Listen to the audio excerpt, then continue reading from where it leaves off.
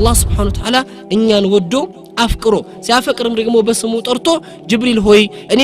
እከሌን ወድጃለሁና አንተም ወደደው ይላል አላህ ይጠራል ጅብሪልም ይሄንን ውዴታ የአላህን ፍቅር በሰማይ ላሉ አካላቶች ሁሉ ያስተላልፋል በሰማይ ላይ ያሉ አካላቶች ሁሉ ያንን አካል ይወዱታል ከዚያም በኋላ فيوضع له قبول في العرض الى الرسول صلى الله عليه وسلم የዚህ ሰው የአላህ ውዴታ በመድር ላይ ተቀባይነት አግኝቶ ሰዎች ሁሉ ይወዱታል ያሉ አሽረፈ الخلق الله صلوات الله عليه وسلم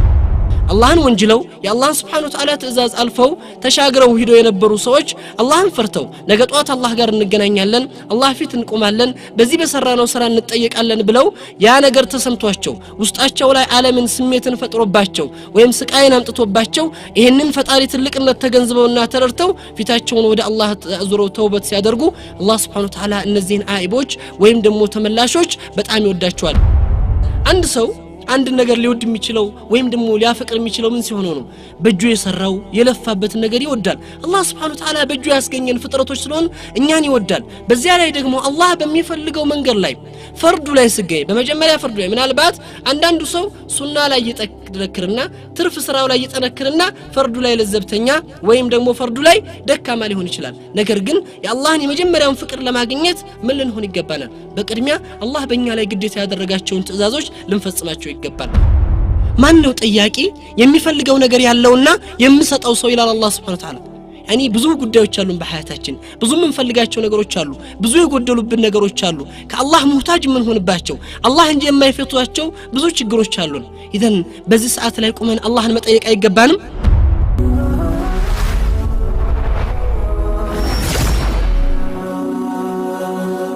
ሰብስክራይብ በማድረግ ቤተሰብ ይሁኑ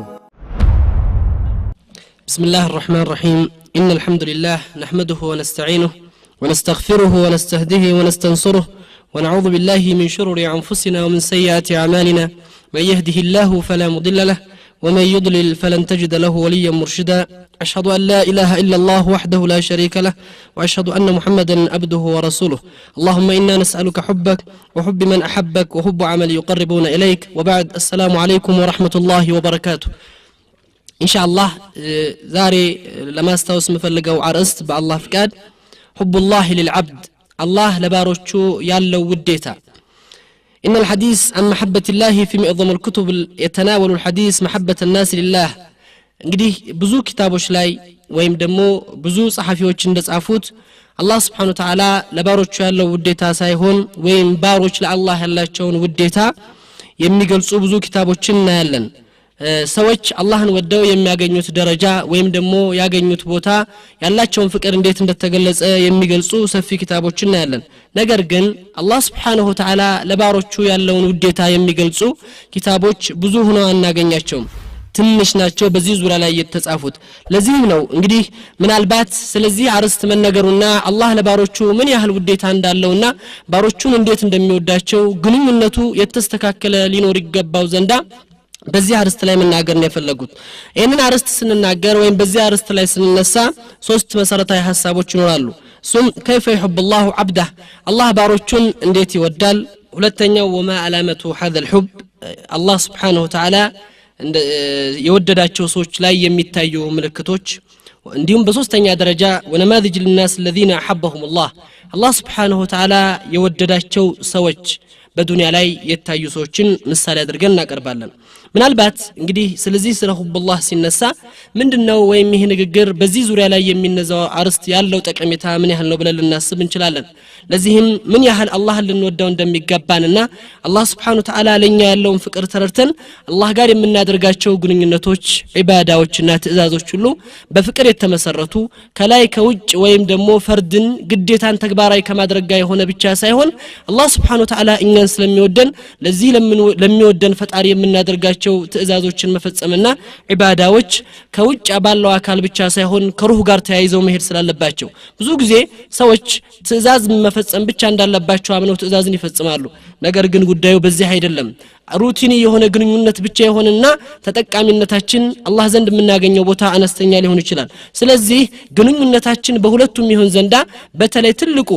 ከሩህ ጋር የተያያዘ ስለሆነ እዚህ ጋር ይሁን ዘንዳ ለዚህ ይጠቅመናል ብለን አላህ Subhanahu Wa Ta'ala ለኛ ያለው ውዴታ ማየት አስፈላጊ ሆኖ እናገኘዋለን እንግዲህ በዚህ ላይ ስንል አላህ Subhanahu Wa Ta'ala በዚህ ዙሪያ ላይ በተለያዩ የቁርአን ምዕራፎች ባሮቹን ምን ያህል እንደሚወዳቸው በስፋት ገልጿል እንደዚሁም ነብዩ ሰለላሁ ዐለይሂ ወሰለም በብዙ ሐዲሶቻቸው ላይ እንደዚሁ የገለጿቸውን ሰፊ ነገሮች እናገኛለን ከዚህ ላይ አላህ Subhanahu Wa Ta'ala በቁርአን ላይ ሲናገር ምን ይላል بعد أعوذ بالله من الشيطان الرجيم በሱረቱ المائدة ላይ فسوف يأتي الله بقوم يحبوهم ويحبونه አላህ Subhanahu Wa Ta'ala በዚህ ቁርአን ምዕራፍ ላይ እንደሚገልጸውና እንደሚናገረው በቅድሚያ ያስቀደመው የሱን ፍቅር እንጂ የባሮቹን ፍቅር አይደለም ባሮቹ እሱን ወደው ወይም የሱን ትእዛዝ ፈጽመውና አላህ Subhanahu Wa Ta'ala ባዛቸው መንገድ ላይ መገኘታቸውን ከምን ተነስቶ እንዳለበት ሳይሆን አላህ Subhanahu Wa Ta'ala እነዚህን ባሮቹን እንዴት እንደሚወዳቸው ያስቀደመው ለዚህም አላህ ሰዎችን እናመጣለን ወደፊት አላህ የሚወዳቸው እነሱም አላህን የሚወዱት ይላል እንግዲህ አላህ Subhanahu Wa Ta'ala ገኒዩን ዐኒል ዓለሚን ከዓለማት የተብቃቃ ጌታ ነው ከኛ ምንም የማይፈልግ የሆነ ጌታ ምሉ የሆነ ጌታ ነው ለዚህም ነው ነብዩ ሰለላሁ ዐለይሂ ወሰለም በገለጿቸው ሐዲሶች ላይ እንደዚሁም አላህ Subhanahu Wa Ta'ala በተናገረው የቁርአን ምዕራፍ ላይ አዩሃ الناس አንቱም الفقراء الى الله جميعا والله هو الغني الحميد እናንተ ሰዎች ይላል አላህ Subhanahu Wa Ta'ala ልታውቁት ይገባል ሁላችሁም بدون استثناء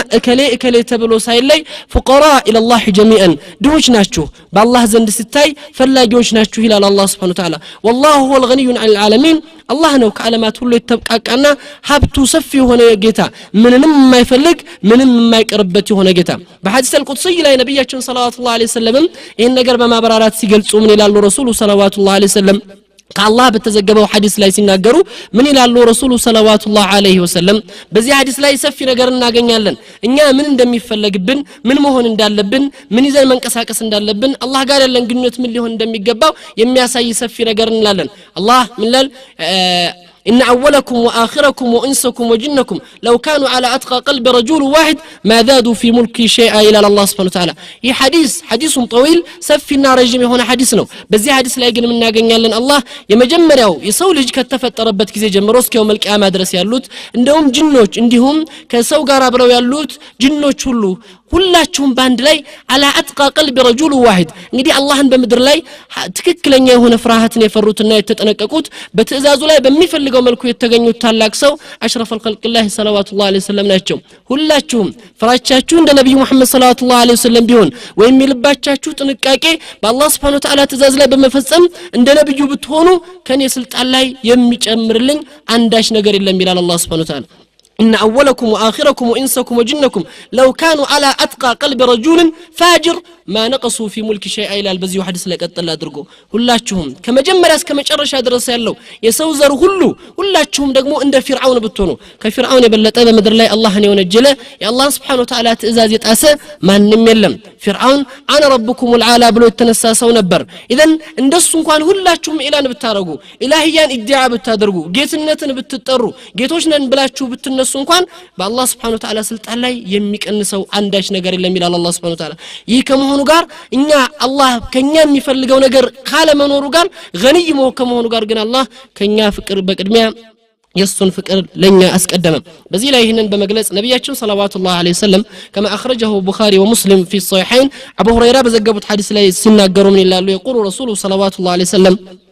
إن الله إذا حب عبدا نادى جبريل الله سبحانه وتعالى يعني باريا ونسي ودوا إلى الرسول صلى الله عليه وسلم نادى جبريل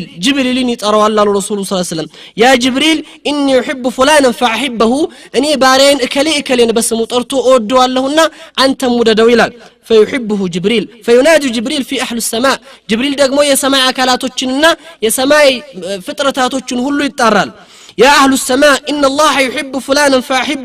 فيحبه أهل السماء ثم يدعو له القبول في العرض إلى الرسول صلى الله عليه وسلم بزي حديث لاي يا حديث تلك النجار يملكتنا الله لن يعلم فكر يملكتنا كزي حديث لاي من نردالن عند سو የሚወደው አካል ይኖራል የሚያፈቅረው አካል ይኖራል ያን አካል ሲወደው ጓደኛውን የቅርቡን የሆነ ሰው በጣም የሚወደውን ሰው እወድሃለሁ ብሎ ለመግለጽ ያፍራል እፍረት ይኖረዋል በልቡ ላይ አላህ Subhanahu Wa Ta'ala ግን ሲወድ يعني ለሰውየው ብቻ አይደለም እንዲገለጽ የሚፈልገው የአላህን ውዴታ ያንን ሰው መውደዱን ዓለማት ሁሉ ፍጥረታት ሁሉ ያቁት ዘንዳ በቅድሚያ ለአህሉ ሰማዕ ነው ለጅብሪል ያስተላልፋል ታላቁ መላእክት ጅብሪል እኔ ፉላንን እከሌን እንግዲህ ይህ ሰው ልጅ አላህ Subhanahu Wa Ta'ala የዚህ ዩኒቨርስ ፈጣሪ ሆኖ ጌታ በስሙ ከመጥራት የበለጠ ምን ያህል ልቅናን ምን ያህል ትልቅነትን ሊያገኝ ይችላል ያኒ ከዚህ የበለጠ ክብርስ በምን ሊያገኝ ይችላል የዚህ ታላቅ የሆነ ዩኒቨርስ ባለቤት የሆነው ጌታ የኔ ቂማ ስመለከተው የኔን ደረጃ ስመለከተው የኔን ደካማነት ስመለከተው ምን ያህል ሐጅም አለኝ ምን ያህል ቦታ አለኝ ይሄንን ግዙፍ ሰማይ የፈጠረ ጌታ በዚህ ታሲስታይ የኔ ቦታ የኔ ደውር ወይም ደግሞ የኔ ሐጅምና የኔ ስፋት ምን ያህል ነው ይህ ከመሆኑ ጋር ግን አላህ Subhanahu Wa Ta'ala እኛን ወዶ አፍቅሮ ሲያፈቅርም ደግሞ በስሙ ጠርቶ ጅብሪል ሆይ እኔ እከሌን ወድጃለሁና አንተም ወደደው ይላል አላህ ይጠራል ጅብሪልም ይሄንን ውዴታ የአላህን ፍቅር በሰማይ ላሉ አካላቶች ሁሉ ያስተላልፋል በሰማይ ላይ ያሉ አካላቶች ሁሉ ያንን አካል ይወዱታል ከዚያም በኋላ فيوضع له قبول في العرض الى الرسول صلى الله عليه وسلم የዚህ ሰው የአላህ ውዴታ በመድር ላይ ተቀባይነት አግኝቶ ሰዎች ሁሉ ይወዱታል ያሉ አሽረፈ الخلق الله صلوات الله عليه وسلم እንግዲህ አላህ ይሄንን ኢላኑን ስንመለከት ባሮቹን ምን ያህል እንደሚወዳቸው ምን ያህል እንደሚያፈቅራቸው ለጅብሪል ይሄንን ትእዛዝ ሲሰጥ ራሳችንን ምን ያህል ግምት እንደተሰጠልን እናስብ ይገባናል ግንኙነቱ አላህ ጋር ያለን ግንኙነት የተስተካከለ መሆን እንዳለበት ያሳስበናል አላህ ጀሃነም ስላለው አላህ ስለሚቆጣ አላህ ስለሚቀጣን ብቻ አይደለም ሶላት መስገድ ያለብን የአላህ አዋሚሮች ላይ መገኘት ያለብን ምናልባት ሂጃብ መልበስ ያለብን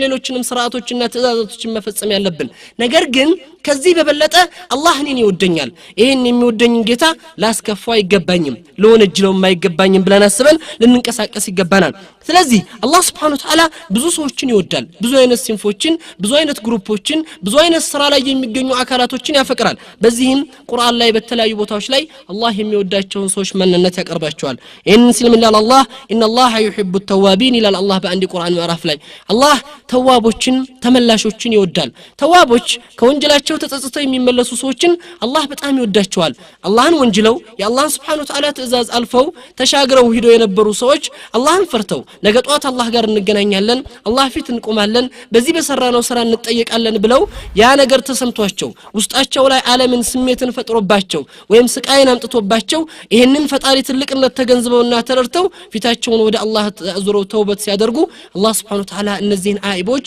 ወይም ደግሞ ተመላሾች በጣም ይወዳቸዋል ለዚህ ነው በአንድ حديث القدسي እንደተገለጸው من اتاني تائبا تلقيته من بعيد الى الله سبحانه وتعالى ወደኔ ተውበት አድርገው የሚመጡኝን ሰዎች ገና ከርቀት ነው የሚቀበላቸው ይላል አላህ Subhanahu Wa Ta'ala ገና ከርቀት ያኒ በርቀት በሬን መንገዱን ከፍትላቸዋለሁ እንቅፋቶችን አነሳላቸዋለሁ ይላል አላህ Subhanahu Wa Ta'ala እነዚህ ከማዕሲያ የተመለሱ ሰዎች በሁለተኛ አላህ Subhanahu Wa Ta'ala እወዳቸዋለሁ ይያለ ከሚጠራቸው ግሩፕ ውስጥ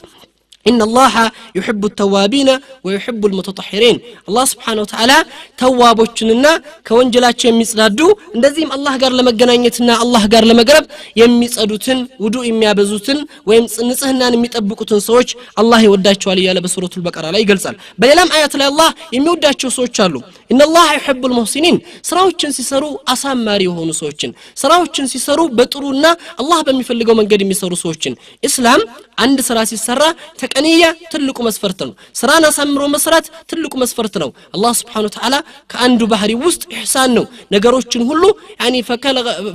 فخلق كل شيء فاحسنه ነገራቶችን ሁሉ ሲፈጥር አሳምሮ ፈጥሯቸዋልና خالق الكون كله አሳምረልን ሰራ ወይም አሳምሮ የሚሰሩ ሰዎችን አላህ Subhanahu Wa Ta'ala ይወዳቸዋል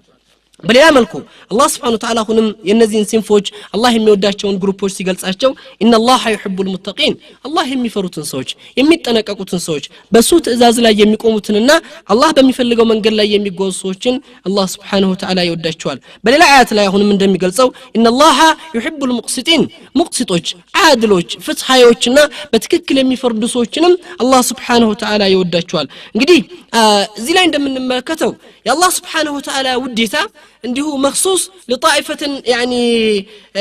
خاص ወይም ጥቂት ለሆኑ ሰዎች ወይም ለተወሰኑ ግለሰቦች ወይም ለአንቢያ ወይም ለተወሰኑ አካላቶች ብቻ አይደለም የአላህ ውዴታ ለማንኛውም አካላት ነው ወይም ለተለያዩ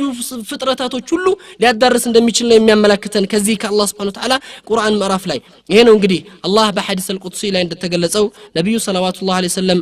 እንደገለጹት من عدا لي وليا فقد اذنته بالحرب በሐዲሱ ላይ እንደተገለጸው የኔን ወልይ የኔን ወዳጅን አዛ የሚያደርጉ የሆኑ ሰዎችን ያኒ በእነሱ ላይ ጦርነት ከፍትባቸዋለሁ ይላል አላህ Subhanahu Wa Ta'ala አላህ Subhanahu Wa Ta'ala ጦርነት የከፈተበት ሰው ነጃ መውጣት አይችልም አላህ Subhanahu Wa Ta'ala የተቆጣበትና በሱ ላይ ኢዕላን አልሐርብ ያደረገበት ሰው ነጃ አይወጣም በዱንያ ላይ የምናቀው አለ አንድ ቁወል ኡዝማ አንድ ትልቅ ኃይል ያለው መሳሪያ ይዞ ከተነሳ በደካማው ኃይል ላይ ኃይልን ይዞ ከመጣ ያ ደካማ ኃይል ምን ያህል ጭንቀት በህይወት ውስጥ ሊኖር እንደሚችል እናስባለን አላህ Subhanahu Wa Ta'ala የዚህ ዩኒቨርስ ባለቤት የሆነው ጌታ ደግሞ እኔ ላይ ጦርነት አወጀብኝ ማለት እኔ ላይ ጦርነት የሚያውጅብኝ ምን ሲሆን ነው የአላህን ወዳጆችና የአላህን መልካም ባሮች አዛስ አድርግ አዛም ማድርገው በተለያየ አይነት መልኩ ይሆናል በመላሲ አዛል አድርጋቸው ይሆናል በግንኙነት አዛል አድርጋቸው ይሆናል በተለያዩ አጋጣሚዎች እነሱን አንገላታቸው ይሆናል በዚህ ጊዜ አላህ Subhanahu Wa Ta'ala በእኔ ላይ ጦርነት ያውጅብኛል እነዚህ ወልዮች ሲባሉ ወልይ የሚባሉት ምን አይነት ሰዎች ናቸው ወልይ የሚባሉት ነቢያቶች ብቻ ናቸው ወልይ የሚባሉት የተወሰኑ ግሩፖች ናቸው ወልይ የሚባሉት ዶሬ የተሰራላቸው ቀብር የተዘጋጀላቸው ሌሎች ሰዎች ናቸው ليس كذلك الله سبحانه وتعالى بسوره يونس ላይ እንደገለጸው الا ان اولياء الله لا خوف عليهم ولا هم يحزنون الذين امنوا وكانوا يتقون الى الله سبحانه وتعالى አንተም እኔም ትንሿም ሴት ወይም እድሜዋም ያልባለገችም ሴት የአላህ Subhanahu Wa Ta'ala ወልይ መሆን እንደሚችሉ ያሳየናል በዚህ ቁርአን ምዕራፍ ላይ ማለት ነው እነዛ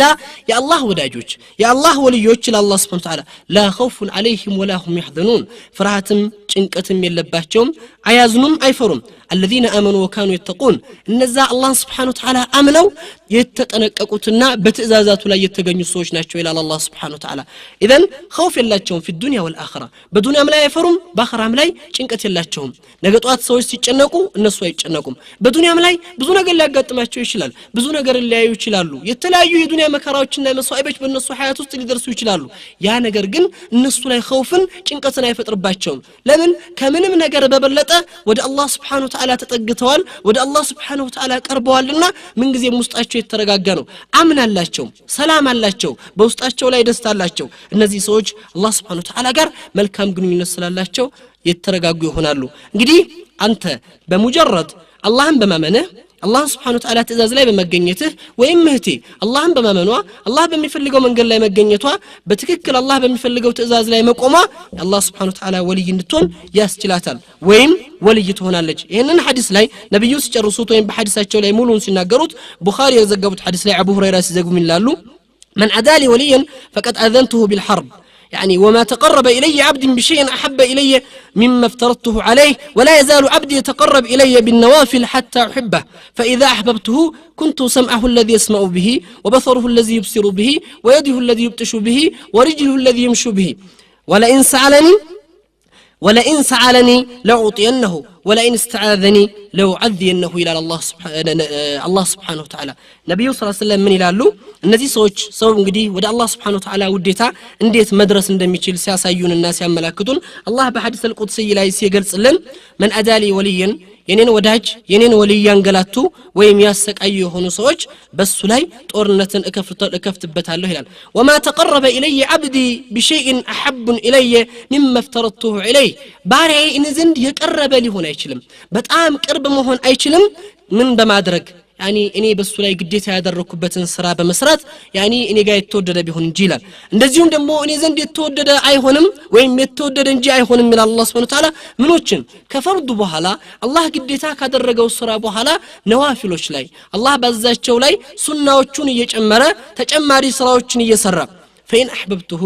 الله የወደደው ሰው ምን ያደርግለታል كنت سمعه الذي يسمع به የመስሚያ ጆሮ ሆንለታለሁ ይላል አላህ Subhanahu Wa Ta'ala የመስሚያ ጆሮ ሆንለታለሁ ማለት ምን ማለት ነው አላህ ጥሩን እንጂ አላሰማውም ይላል ጥሩ ነገር እንጂ ወደ ጆሮ እንዲደርስ አላደርግም ይላል አላህ Subhanahu Wa Ta'ala ቢሰማው እንኳን ልቡ ላይ እንዲያርፍ አላደርግም ይላል አላህ Subhanahu Wa Ta'ala ልቡ ላይ ቢያርፍ እንኳን ወደ ተግባር እንዲለውጠው አላደርገውም ነው ይላል አላህ Subhanahu Wa Ta'ala አላህ ጆሮ የሆነለት ሰው ምን ያህል የተከበረ ሰው ነው ምን ያህል የተወደደ ሰው ነው ምን ያህል የተመረጠ ሰው ነው ኢኽወተል ኢማን ከዛ ይቀጥላል አላህ Subhanahu Wa Ta'ala وبصره الذي يبصر به ማይቻ አይን ሆነለታለሁ ይላል አላህ አይኔን ለሆነለት ሰው ምንድነው የሚሆነው ሐላልን እንጂ አይም የተወደደ ነገር እንጂ አይም መልካም ነገር እንጂ አይመለከትም ወደ መጥፎ ነገር አይኑን አይዘረጋም አይኖቹ በአላህ Subhanahu Wa Ta'ala ሲታር በአላህ Subhanahu Wa Ta'ala መጋረጃ ጥብቅ የሆኑ ናቸው የሚሆኑት ቢያይም ወደ ልቡ አይደርስም ወደ ልቡ ቢደርስም ወደ ተግባር አይለወጥም አላህ አይን ይሆነለት ሰው ወይዲሁ التي يبطش بها እጆቹ ሆናለው እጆቹ መጨበጫ እጅ ሆነው አላህ ይላል አላህ Subhanahu Wa Ta'ala አላህ መጨበጫ እጅ ሆነለት ሰው ደግሞ ምን ሆነ እናገኘዋለን በእጁ ሐራምን አይነካም ሐራም ነገር ይከብደዋል በእጁ ሐራም ነገር መጨበጥ አይችልም يعني ያስቸግረዋል يعني ጥሩ ነገሮችን መልካም ነገሮችን ሐላል ነገሮችን ብቻ ነው መያዝ የሚችለው ورجله التي يمشي بها እግር ሆነለታለሁ ይላል አላህ Subhanahu Wa Ta'ala የሚንቀሳቀስበት የሚሄድበት እግር ሆነዋለሁ ይላል አላህ የሚንቀሳቀስበት የሚሄድበት እግር ሆነለት ሰው ሐላል ቦታ እንጂ አይሄድም እግሮቹ ወደ ሐላልና ወደ መልካም ቦታ እንጂ አይንቀሳቀሱም መጥፎ ነገር ላይ ወደ መጥፎ ቦታም አይሄድም ከዛም ይቀጥላል አላህ Subhanahu Wa Ta'ala እንደዚህ አይነት ሰዎች አላህ የወደዳቸው አላህ የመረጣቸው ሰዎች እጅ ጆሮ እግር አይን የሆነላቸው ሰዎች ምን ይላል አላህ Subhanahu Wa Ta'ala ከዚያ በመቀጠል ወለ ኢንሳአለኒ ከጠየቁኝ ሰጣቸዋለሁ ይላል አላህ Subhanahu Wa Ta'ala የምከለክላቸው ነገር የለም ወለ ኢንስተአዘኒ ፈውዐذ ለው ዐዝየነ ከተጠበቁ በኔ ጥበቃን ከፈለጉ ደግሞ እጠብቃቸዋለሁ አንዳች ኃይል እነሱ ላይ ጉዳት ማድረስ አይችልም ይላል አላህ Subhanahu Wa Ta'ala ለምን የአላህ የቅርብ ሰዎች ናቸው ወአላህ የተመረጡ ሰዎች ናቸው የአላህ Subhanahu Wa Ta'ala ወዳጆች ናቸው እነዚህ ሰዎች ምን ጊዜም በአላህ ሂማያ በአላህ ጥበቃ ስር ናቸው ኢዘን አንድ ሰው አንድ ነገር ሊወድ የሚችለው ወይም ደግሞ ሊያፈቅር የሚችለው ምን ሲሆን ነው በእጁ የሰራው የለፋበት ነገር ይወዳል አላህ Subhanahu Wa Ta'ala በእጁ ያስገኘን ፍጥረቶች ስለሆነ እኛን ይወዳል በዚያ ላይ ደግሞ አላህ በሚፈልገው መንገድ ላይ ፈርዱ ላይ ሲገኝ በመጀመሪያ ፈርዱ ላይ ምናልባት አንዳንዱ ሰው ሱና ላይ ይጠነክርና ትርፍ ስራው ላይ ይጠነክርና ፈርዱ ላይ ለዘብተኛ ወይም ደግሞ ፈርዱ ላይ ደካማ ሊሆን ይችላል ነገር ግን የአላህን የመጀመሪያውን ፍቅር ለማግኘት ምን ልንሆን ይገባናል በቅድሚያ አላህ በእኛ ላይ ግዴታ ያደረጋቸውን ትእዛዞች ልንፈጽማቸው ይገባል ወንዱ ምን ይፈልግበታል አላህ ያዘው ነገር ሴቷ ምን ይፈልግባታል አላህ ግዴታ ያደረገባት ነገር እነዚህን ግዴታዎች በአግባቡ ልናደርሳቸው ይገባል ከዚያ በመቀጠል ደግሞ አላህ ጋር ሊያቀርቡ የሚችሉን መልካም ስራዎችና ተጨማሪ ስራዎችን በመስራት ወደ አላህ የበለጠ ቅርብ ልንሆን እንችላለን ይህ ከሆነ በኋላ ይህንን ካደረግን በኋላ አላህ ባደረገብን ግዴታዎች ላይ ከተገኘን በኋላ አላህ Subhanahu Wa Ta'ala ሊያቀርቡን የሚችሉ ተጨማሪ ስራዎችን ከሰራን በኋላ ምን ሆናለን የአላህ Subhanahu Wa Ta'ala ወልዮች እንሆናለን እንግዲህ يعني علماء الإسلام من يلالو ليس العجب من عبد يتودد إلى سيده لكن العجب كل العجب في ملك يتودد إلى عبده يلالو من ما يدنقم يلالو ባሪያ የጌታውን ውዴታ ለማግኘት ብሎ ጌታው ጋር ለመወደድ ቢቀርብና የተለያዩ ሙከራዎችን ቢያደርግ የሚገርም አይደለም ባሪያ ነውና ደካማ ነውና ፈላጊ ነውና የሆነ ነገር ለማግኘት ይጥራል ነገር ግን የሚገርመውና የሚያስደንቀው يعني غني የሆነው ጌታ መሊኩ ወይም ደግሞ ጌታው ምንም የማይፈልገው የሆነው አካል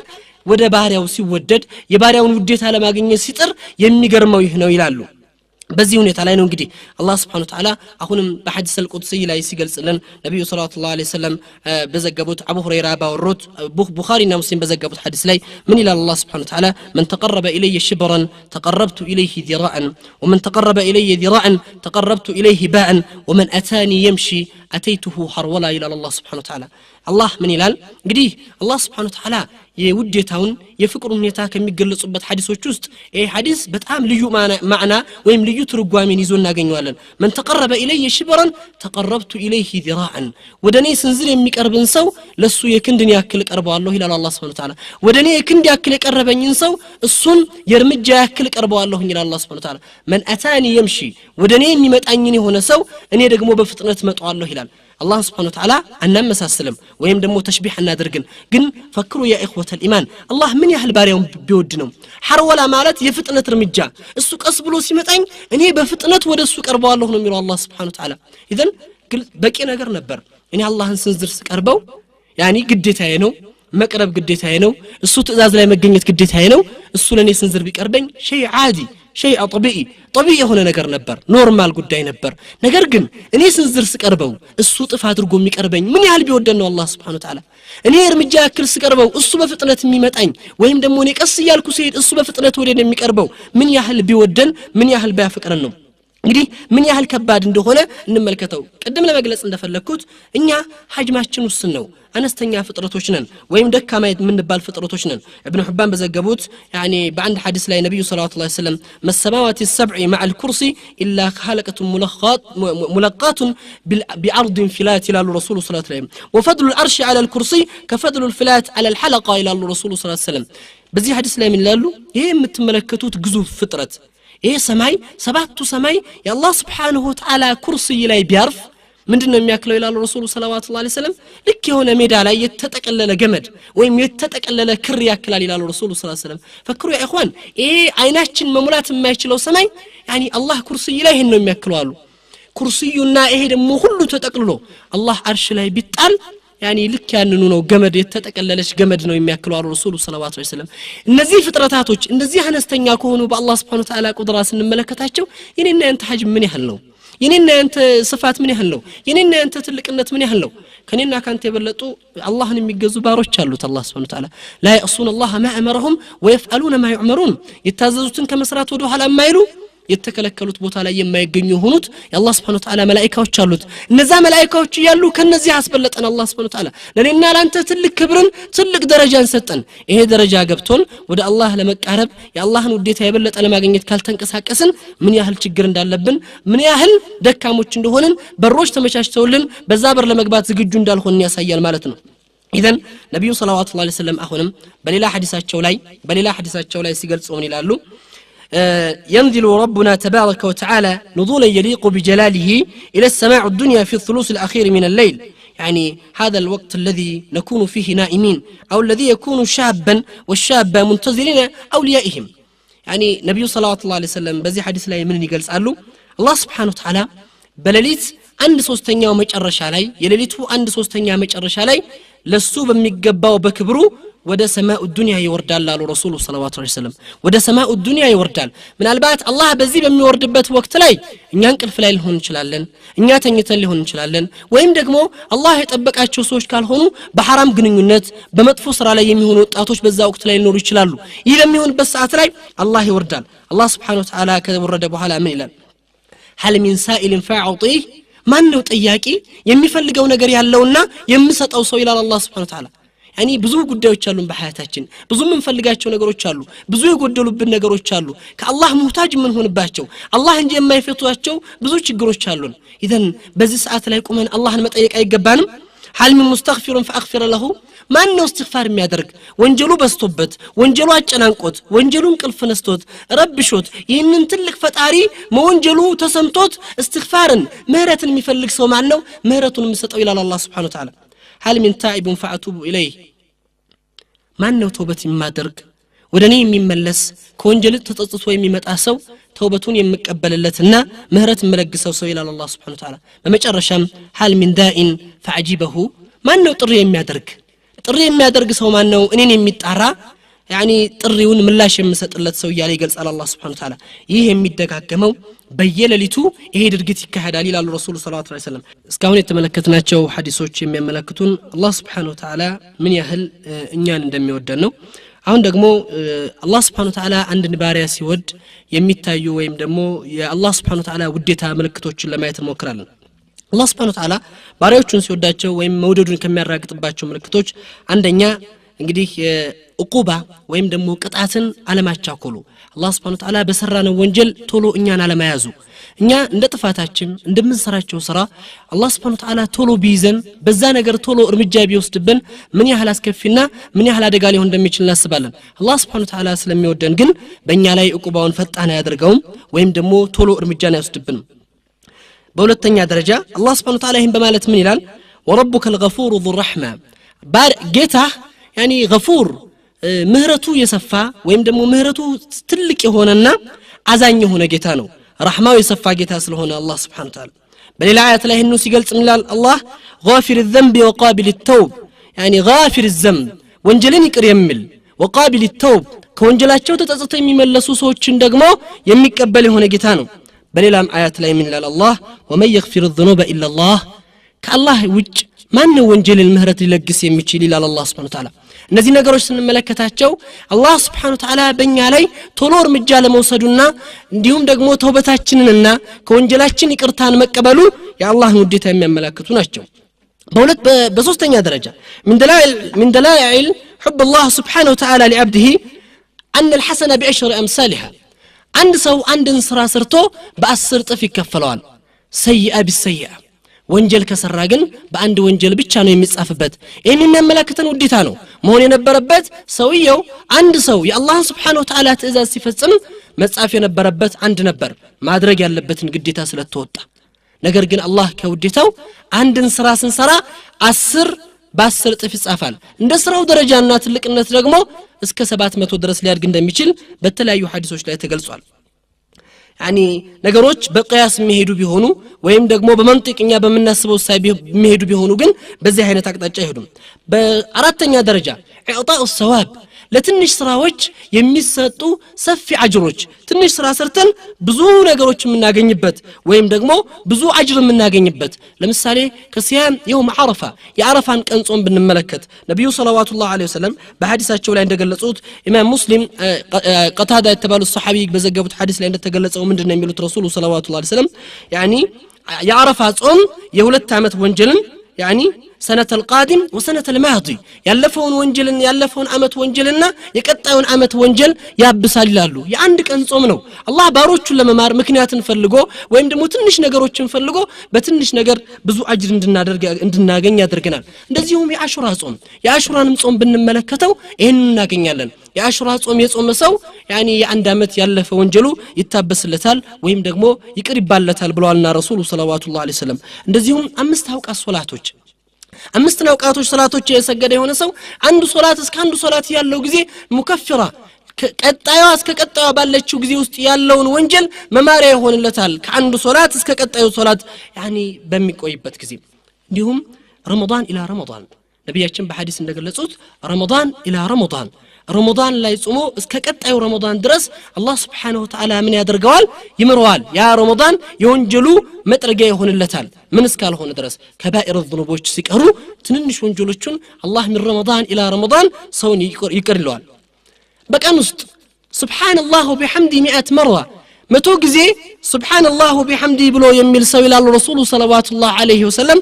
1000 ሐሰና ወይም 1000 አጅሮች ይጻፉለታል ረሱሉ ሰለላሁ ዐለይሂ ወሰለም እንደዚሁም ደግሞ ወንጀሉ የባህር ማዕበልን ያክል ቢሆን እንኳን አላህ ይምረዋል ይላል ረሱሉ ሰለላሁ ዐለይሂ ወሰለም ይሄን እንግዲህ ሱብሃንአላህ ወቢሐምዲ ብሎ 1000 ሐሰና የሚጻፍለት ሰው ሱብሃንአላህ ወቢሐምዲ ብሎ يعني ምን ያህል የሰፋ ወንጀል ቢኖር የሚማርለት ሰው ሱብሃንአላህ ወቢሐምዲ ለማለት ይሳነናል ወይም ደግሞ ይከብደናል በተለያዩ ቦታዎች በተለያዩ ጊዜያቶች ጊዜያችንን ምናልባት አላህ በማይወዳቸው አላህ በማይፈልጋቸው አላህ Subhanahu Wa Ta'ala ዘንድ ቁጣ ሊያመጡብን የሚችሉ ስራዎችን ስንሰራ እንገኛለን ወይም ብዙ መጥፎ ነገሮች ላይ እንገኛለን የአላህ Subhanahu Wa Ta'ala ውዴታን የምናገኝበት ምህረት የምናገኝበት አጅራችን ሙዳአፋና እጥፍ ድርብ የሚሆንበት ነገ ጧት ሙህታጅ የሚሆንበት እለት ይመጣል አንዲት አጅር ከባድ የምትሆንበት ቀንና ያቺ አንድ አጅር አላህ ፊት ምናልባት ልታዋርድኝ የምትችልበት ቀን ይመጣል ይዘን እንዴት ነው ምንዳከመው እንዴት ነው የሚከብደን ሱብሃንአላህ ወቢሐምዲ ብለን ደረጃችንን ከፍ ማድረግና አላህ ዘንድ ያለንን ቀረቤታና ውዴታ ለማግኘት ምን ይሳነናል ማለት ነው ነብዩ ሰለላሁ ዐለይሂ ወሰለም አልহামዱሊላህ ተምለዑ الميزان ይላሉ في الحديث ነብዩ አልহামዱሊላህ የሚለው ቃል ሚዛንን ይሞላል አሉ ረሱሉ ሰለላሁ ዐለይሂ ወሰለም የሰውየው ሚዛን ጎሎበት ሚዛኑን ሐምዱሊላህ ለአላህ የሚያደርገው የምስጋና ቃል የአላህ Subhanahu Wa Ta'ala ትልቅነት ለሱ ያለውን ጸጋ يعني ዑለማው እስላም ምን ይላሉ በእኛ ላይ ብዙ ጸጋዎች ሁሏል ምናልባት በዱንያ ላይ የምናገኛቸው እኛ የምንፈልጋቸው በህይወት ላይ አስፈላጊ የሆኑ ነገሮች መምጣታቸው ብቻ አይደሉም እኔ አፊያ ተሰጥቶኛል ሰውነቴን ምሉ አድርጎልኛል አላህ Subhanahu Wa Ta'ala ይሄ ነገር ምን ያህል ትልቅ ጸጋ ነው ለዚህም ነው ዘካቱ ኒዓም ይሉታል ዑለማው እስላም የኒዕማ ጸጋ ወይም የኒዕማ የጸጋዎች ዘካ ይሄ ጸጋ ራሱ ዘካ ያስፈልገዋል فإن تعودوا نعمة الله لا تحصوها إلا الله የዋልንላችሁን ውለታ ብታውቁት يعني አመስግናችሁ ቆጥራችሁ የምትጨርሱት አይደለም ይላል አላህ Subhanahu Wa Ta'ala ይሄ ከመሆኑ ጋር ግን አላህ ከኛ ትንሽ ነው የምንፈልገው አልহামዱሊላህ ስትል አንተ ያ አልহামዱሊላህ يعني አላህ ዘንድ ትልቅ ደረጃን ያስገኝልሃል ወይም ሚዛንህን ይሞላልሃል ነብዩ በሐዲሳቸው ላይ እንደገለጹት ወይም በሐዲሳቸው ላይ እንደብላሉት ምን ይላሉ በአንድ ሐዲስ ላይ ሲናገር ረሱሉ ሰለላሁ ዐለይሂ ወሰለም رحم الله رجلا قام من الليل فأيقظ زوجته فصلى ركعتين ይላሉ በዚህ ሐዲስ ላይ አቡ ዳውድ እና ነሳኢ እንዲሁም ኢብኑ ማጅ በዘገቡት ሐዲስ ላይ ነብዩ ሰለላሁ ዐለይሂ ወሰለም رحم الله رجلا يعني الله ይማራው አንድን ሰው በሌሊት ላይ ተነስቶ ሚስቱን ቀስቅሶ ረክዓተን ሶላት ወደ ጌታቸው ሊቀርቡበት የሚችሉ ረክዓተን ሶላት የሰገዱ ሰዎችን አላህ ይማራቸው የአላህን ምህረት ያገኙ ቀላል ነገር ነው ስራው የሚከብድ ነገር አይደለም አኽረ ላይ ለተነስቼ ሚስቴን ቀስቅሼ የምሰራት ኸይር ስራ አላህ ዘንድ ግን የምታስገኝልኝ አጅርና የምታስገኝልኝ ቦታ የአላህን ምህረት ታስገኝልኛለች በምንም ነገር ልገዛው ማልችለው ምህረት ከአላህ ዘንድ እንዳገኝ ያደርገኛል ነብዩ ሰለላሁ ዐለይሂ ወሰለም በተለያዩ ሐዲሶቻቸው ላይ ብዙ ነገሮችን አስተላልፈዋል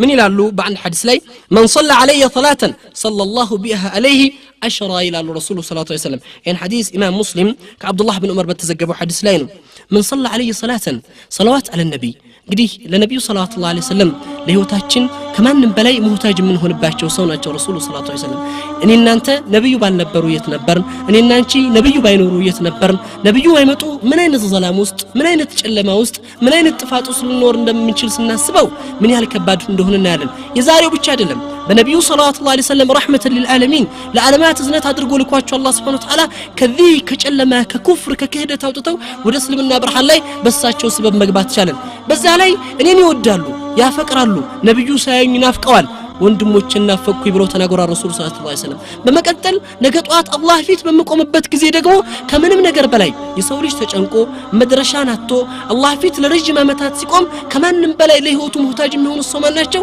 አሽረፍ الخلق ሰለላሁ ዐለይሂ ወሰለም ታላቁ ሰው ነብያችን ሰለላሁ ዐለይሂ ወሰለም ታዳ ይሄ ከማንም በላይ ከነፍሴ ከራሴ የበለጠ ለህይወቴ የሚያስፈልጉኝ ሰው በቀን በሳቸው ላይ ሰላምና ደህንነት ሳላወርድ አልፋለሁኝ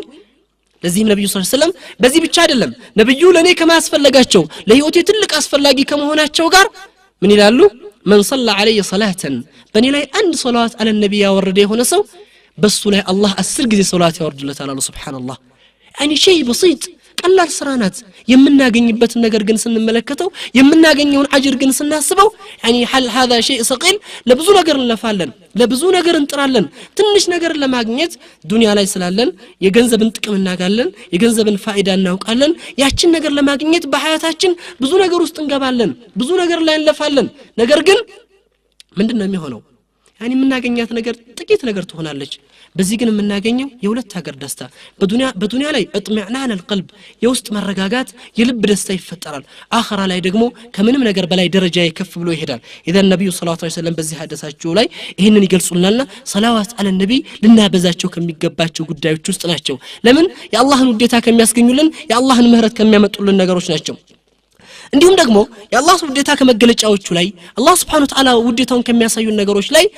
አስማኡላህ አልሁስና አምስተኛው ላይ ስንመለከት የአላህ ስምና ባህሪያቶች የአላህን ስሞች ብንመለከት አላህ 99 ስሞች አሉት ያንን 99 ስም ያፈዘ በሚባል የተለያዩ ሐዲሶች ስለ አላህ ስያሜዎች ይነገራሉ የአላህ ስሞች በተለያዩ محور በተለያዩ አርስቶች ወይ መሰረተ ሐሳቦች ላይ ይሽከረከራሉ ከማ يقول ዑለማዎች ምን ይላሉ የአላህ ስሞች በሶስቱ ነገሮች ላይ የሚሽከረከሩት አንድ የአላህን ቁድራ የአላህን አድራጊነት ፈጣሪነት የሚያመላክቱ አልቃዲር يعني الخالق المصور المدبر እነዚህ አላህ Subhanahu Wa Ta'ala ቁድራ አድራጊነት ፈጣሪነት የሚያመላክቱ ስሞች ናቸው የሁለተኛው ስሞቹ ደግሞ የአላህ Subhanahu Wa Ta'ala ውዴታ ፍቅር የሚገልጹ እዝነቱን የሚያመላክቱ ስሞች ናቸው الرحيم الودود اللطيف يعني በጣም ልዩ የሆኑ የፍቅር ስሞች አሉት አላህ Subhanahu Wa Ta'ala በሶስተኛው ደረጃ ደግሞ የአላህን ቁጣ የሚያመላክቱ ስሞች አሉት الجبار القهار المنتقم በጣም የሚገርመው ነገር ግን ከአላህ Subhanahu Wa Ta'ala 99 ስሞች ውስጥ የአላህን ቁጣ የሚያመላክቱት ስሞች 3 ብቻ ናቸው የአላህን ጀባርነት ኃያልነት የሚገልጸው ቀሃርነቱን የሚገልጸው እንደዚሁም ደግሞ ሙንተቂምነቱን ተበቃይነቱንና ኃያልነቱን የሚገልጹ ስሞች እነዚህ 3 ስሞች ብቻ ናቸው የአላህን ቁጣ የሚያመላክቱት ሌላውሳ የአላህን ፍቅር ነው የሚያመላክቱት እነዚህ የአላህ ስማዎች የአላህ ስያሜዎች ምን ያመላክቱናል አላህ ይሄን ሁሉ በረህመቱና በውዴታው እንደዚህም በቁድራው ሞልቶ ቁጣውን ትንሽ ያደረገበት ለምንድን ነው አላህ ባሮቹ በፍርሃት በጭንቀት እንዲገዙት የሚፈልግ ፈጣሪ አይደለም خالق الكون كله ባሮቹ በፍቅር በዝነት በርህራሄው እንዲመጡለት የሚፈልግ ጌታ ነው ለዚህ ነው ሰይድና አሊ ኢብኑ አቡ ጣሊብ አላህ ስራቸው እንደላቸውና የአላህ Subhanahu Wa Ta'ala እዝነት የአላህን ውዴታ ነብዩ ሐዲሳቸውን ሲናገሩ ይላሉ ሰይድና አሊ ኢብኑ አቡ ጣሊብ والله لو قيل لي يوم القيامه ተብዬ ብባል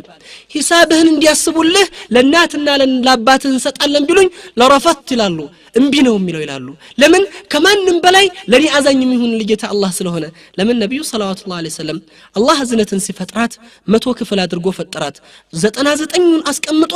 አንዷን ረህማ ብቻ ወደ ዱንያ ላይ ያወረዳት ይሄ ሁሉ ኸላኢቅ ይሄ ሁሉ ፍጥረታት የሚተዛዘንባት ረህማ አንዷ ረህማ ናት 99ን የሰው ልጅ ከመቼውም ጊዜ በበለጠ ሙህታጅ በሚሆንበት አስፈላጊ በሚሆንበት በሚጨነቅበት መጠጋብ የሚያጣበት በዛ ሰዓት ላይ የውመል ቂያማ ላይ አላህ ያወርዳል خالق الكون كله لازم ነው ነብዩ ሰለላሁ ዐለይሂ ወሰለም ከአላህ እዝነት ስፋት ከአላህ ረህመት ስፋት የተነሳ ሸይጣን እንኳን ይደርሰኛል እዝነቱን ያገኛለሁ ብሎ ያኒ የተጣወል ይላሉ ረሱል ሰለላሁ ዐለይሂ ወሰለም ሙከራ ያደርጋል አላህን እዝነት ለማግኘት ይላሉ ከእዝነቱ ከምህረቱ ስፋት በዛ ሰዓት ላይ የሚዘለም አካል የለም የአላህ Subhanahu Wa Ta'ala ቁጣ የሚደርስበት አካል የለም እነዛ በሚተኝነት ሐያታቸውን የገፉ እንዲህ ብሎ የኖሩ ሰዎች ሲቀሩ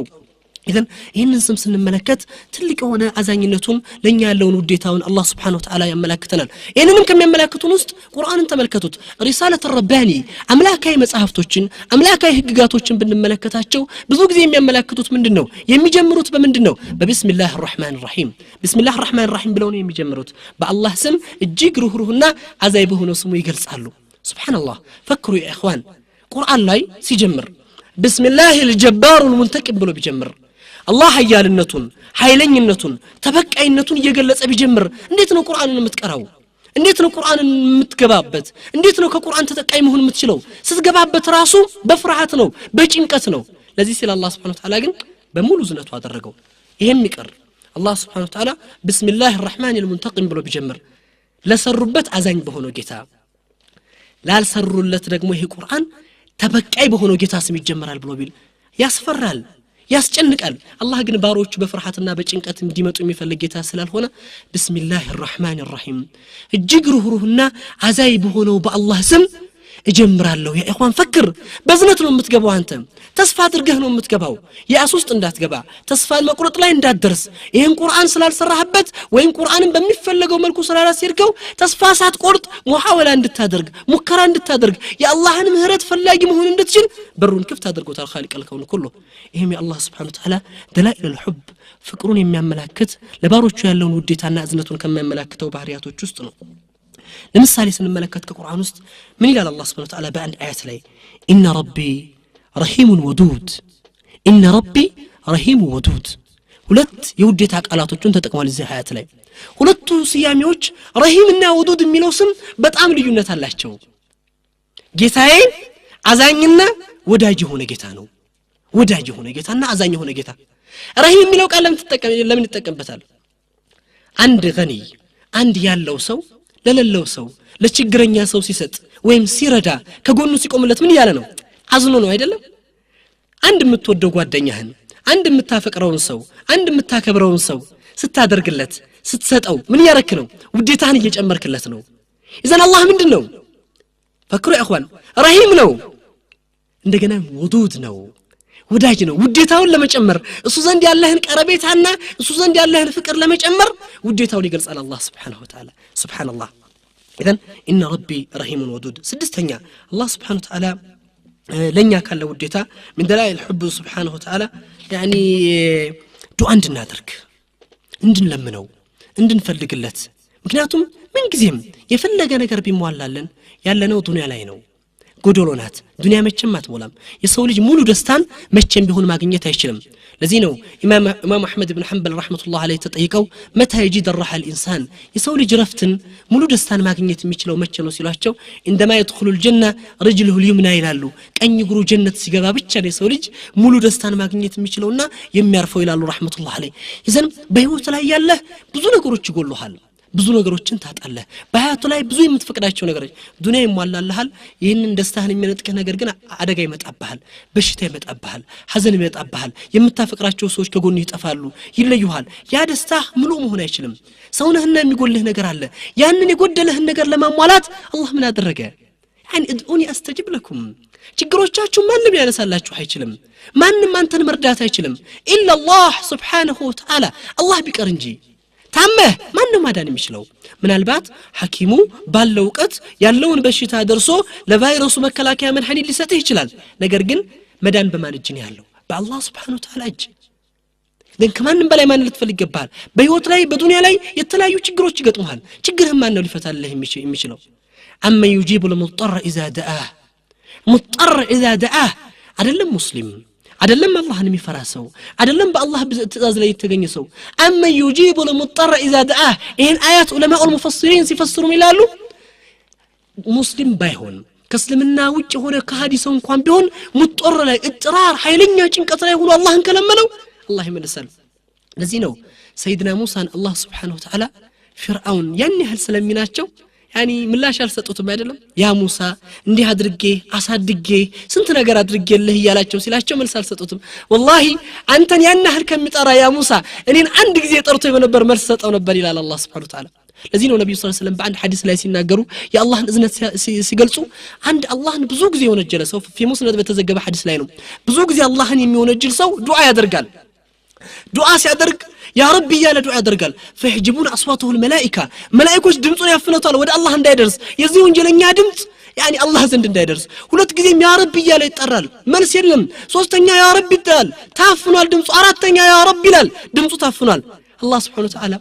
إلى متى تحجب عبد مني إلى الله سبحانه وتعالى اسكمچ ድረስ ባሪያዬን ከኔ ትከለክሉታላችሁ ይላል الله سبحانه وتعالى لبيك يا عبدي لبيك يا عبدي لبيك يا عبدي لبيك يا عبدي አራት ጊዜ يا رب ብሏል አራት ጊዜ الله لبيك ይላል خالق الكون كله آسي ወንጀለኛ አላህን የረሳ ሰው ሆኖ خالق الكون كله رحيم إن ربي رحيم ودود فكروا يا إخوان يا الله سبحانه وتعالى إذن تملكتوت يا الله سبحانه وتعالى مره تملكتوت لن يالون فكر تملكتوت إذن الله سبحانه وتعالى ادعوني استجب لكم لمنون يقبلاችኋለሁ ችግራችሁን አነሳላችኋለሁ من لم يسأل الله يغضب عليه فكروا يا إخوان يقول الشاعر الإسلام إسلام يقطعمي ሲናገር لا تسأل بني آدم حاجتك ይላል بني آدم የሰው ልጅ ሐጃህን አትጠይቀው ይላል የሰው ልጅ ሐጃህን ስትጠይቀው ይቆጣል አላህ ደግሞ ሳትጠይቀው ይቆጣል إذن ማን ነው መጠየቅ ያለብን ወደ ማን ነው ፊቴን ማዞር ያለብኝ ስጠይቀው ወደሚቆጣ ስጠይቀው ፊቱን ወደሚያዞርብኝ አካል አላህ የሚቆጣው መቼ ነው እኔ አላህ Subhanahu Wa Ta'ala ሳለምን ስቀር እንዲሁም ከአላህ Subhanahu Wa Ta'ala ውዴታው ባሮቹን እጥሜናን እንዲኖራቸው እንዲረጋጉ ወይም ደግሞ ሰላም እንዲያገኙ የሚያደርጋቸው የተለያዩ ቁርአን አያቶችን እንመለከታለን አላህ Subhanahu Wa Ta'ala በቁርአን ላይ ምን ይላል كتب ربكم على نفسه الرحمة አላህ በነፍሱ ላይ ማንንም አስገዳጅ የሆነ ኃይል አይኖርም አላህ Subhanahu Wa Ta'ala ነገር ግን በራሱ ላይ ግዴታ አድርጓል كتب ربكم على نفسه الرحمة براس لي إذنة قديت أدرجات الله إلى الله سبحانه وتعالى الذين النبي صلى الله عليه وسلم في حديث صحيح بخاري ومسلم بتزجب حديث لي لما قضى الله خلق كتب عنده فوق عرشه إن رحمتي سبقت غضبي الله سبحانه وتعالى نجراتوچن ሁሉ ከወሰነና ከፈጠረ በኋላ فوق عرشه كعرش በላይ ሆኖ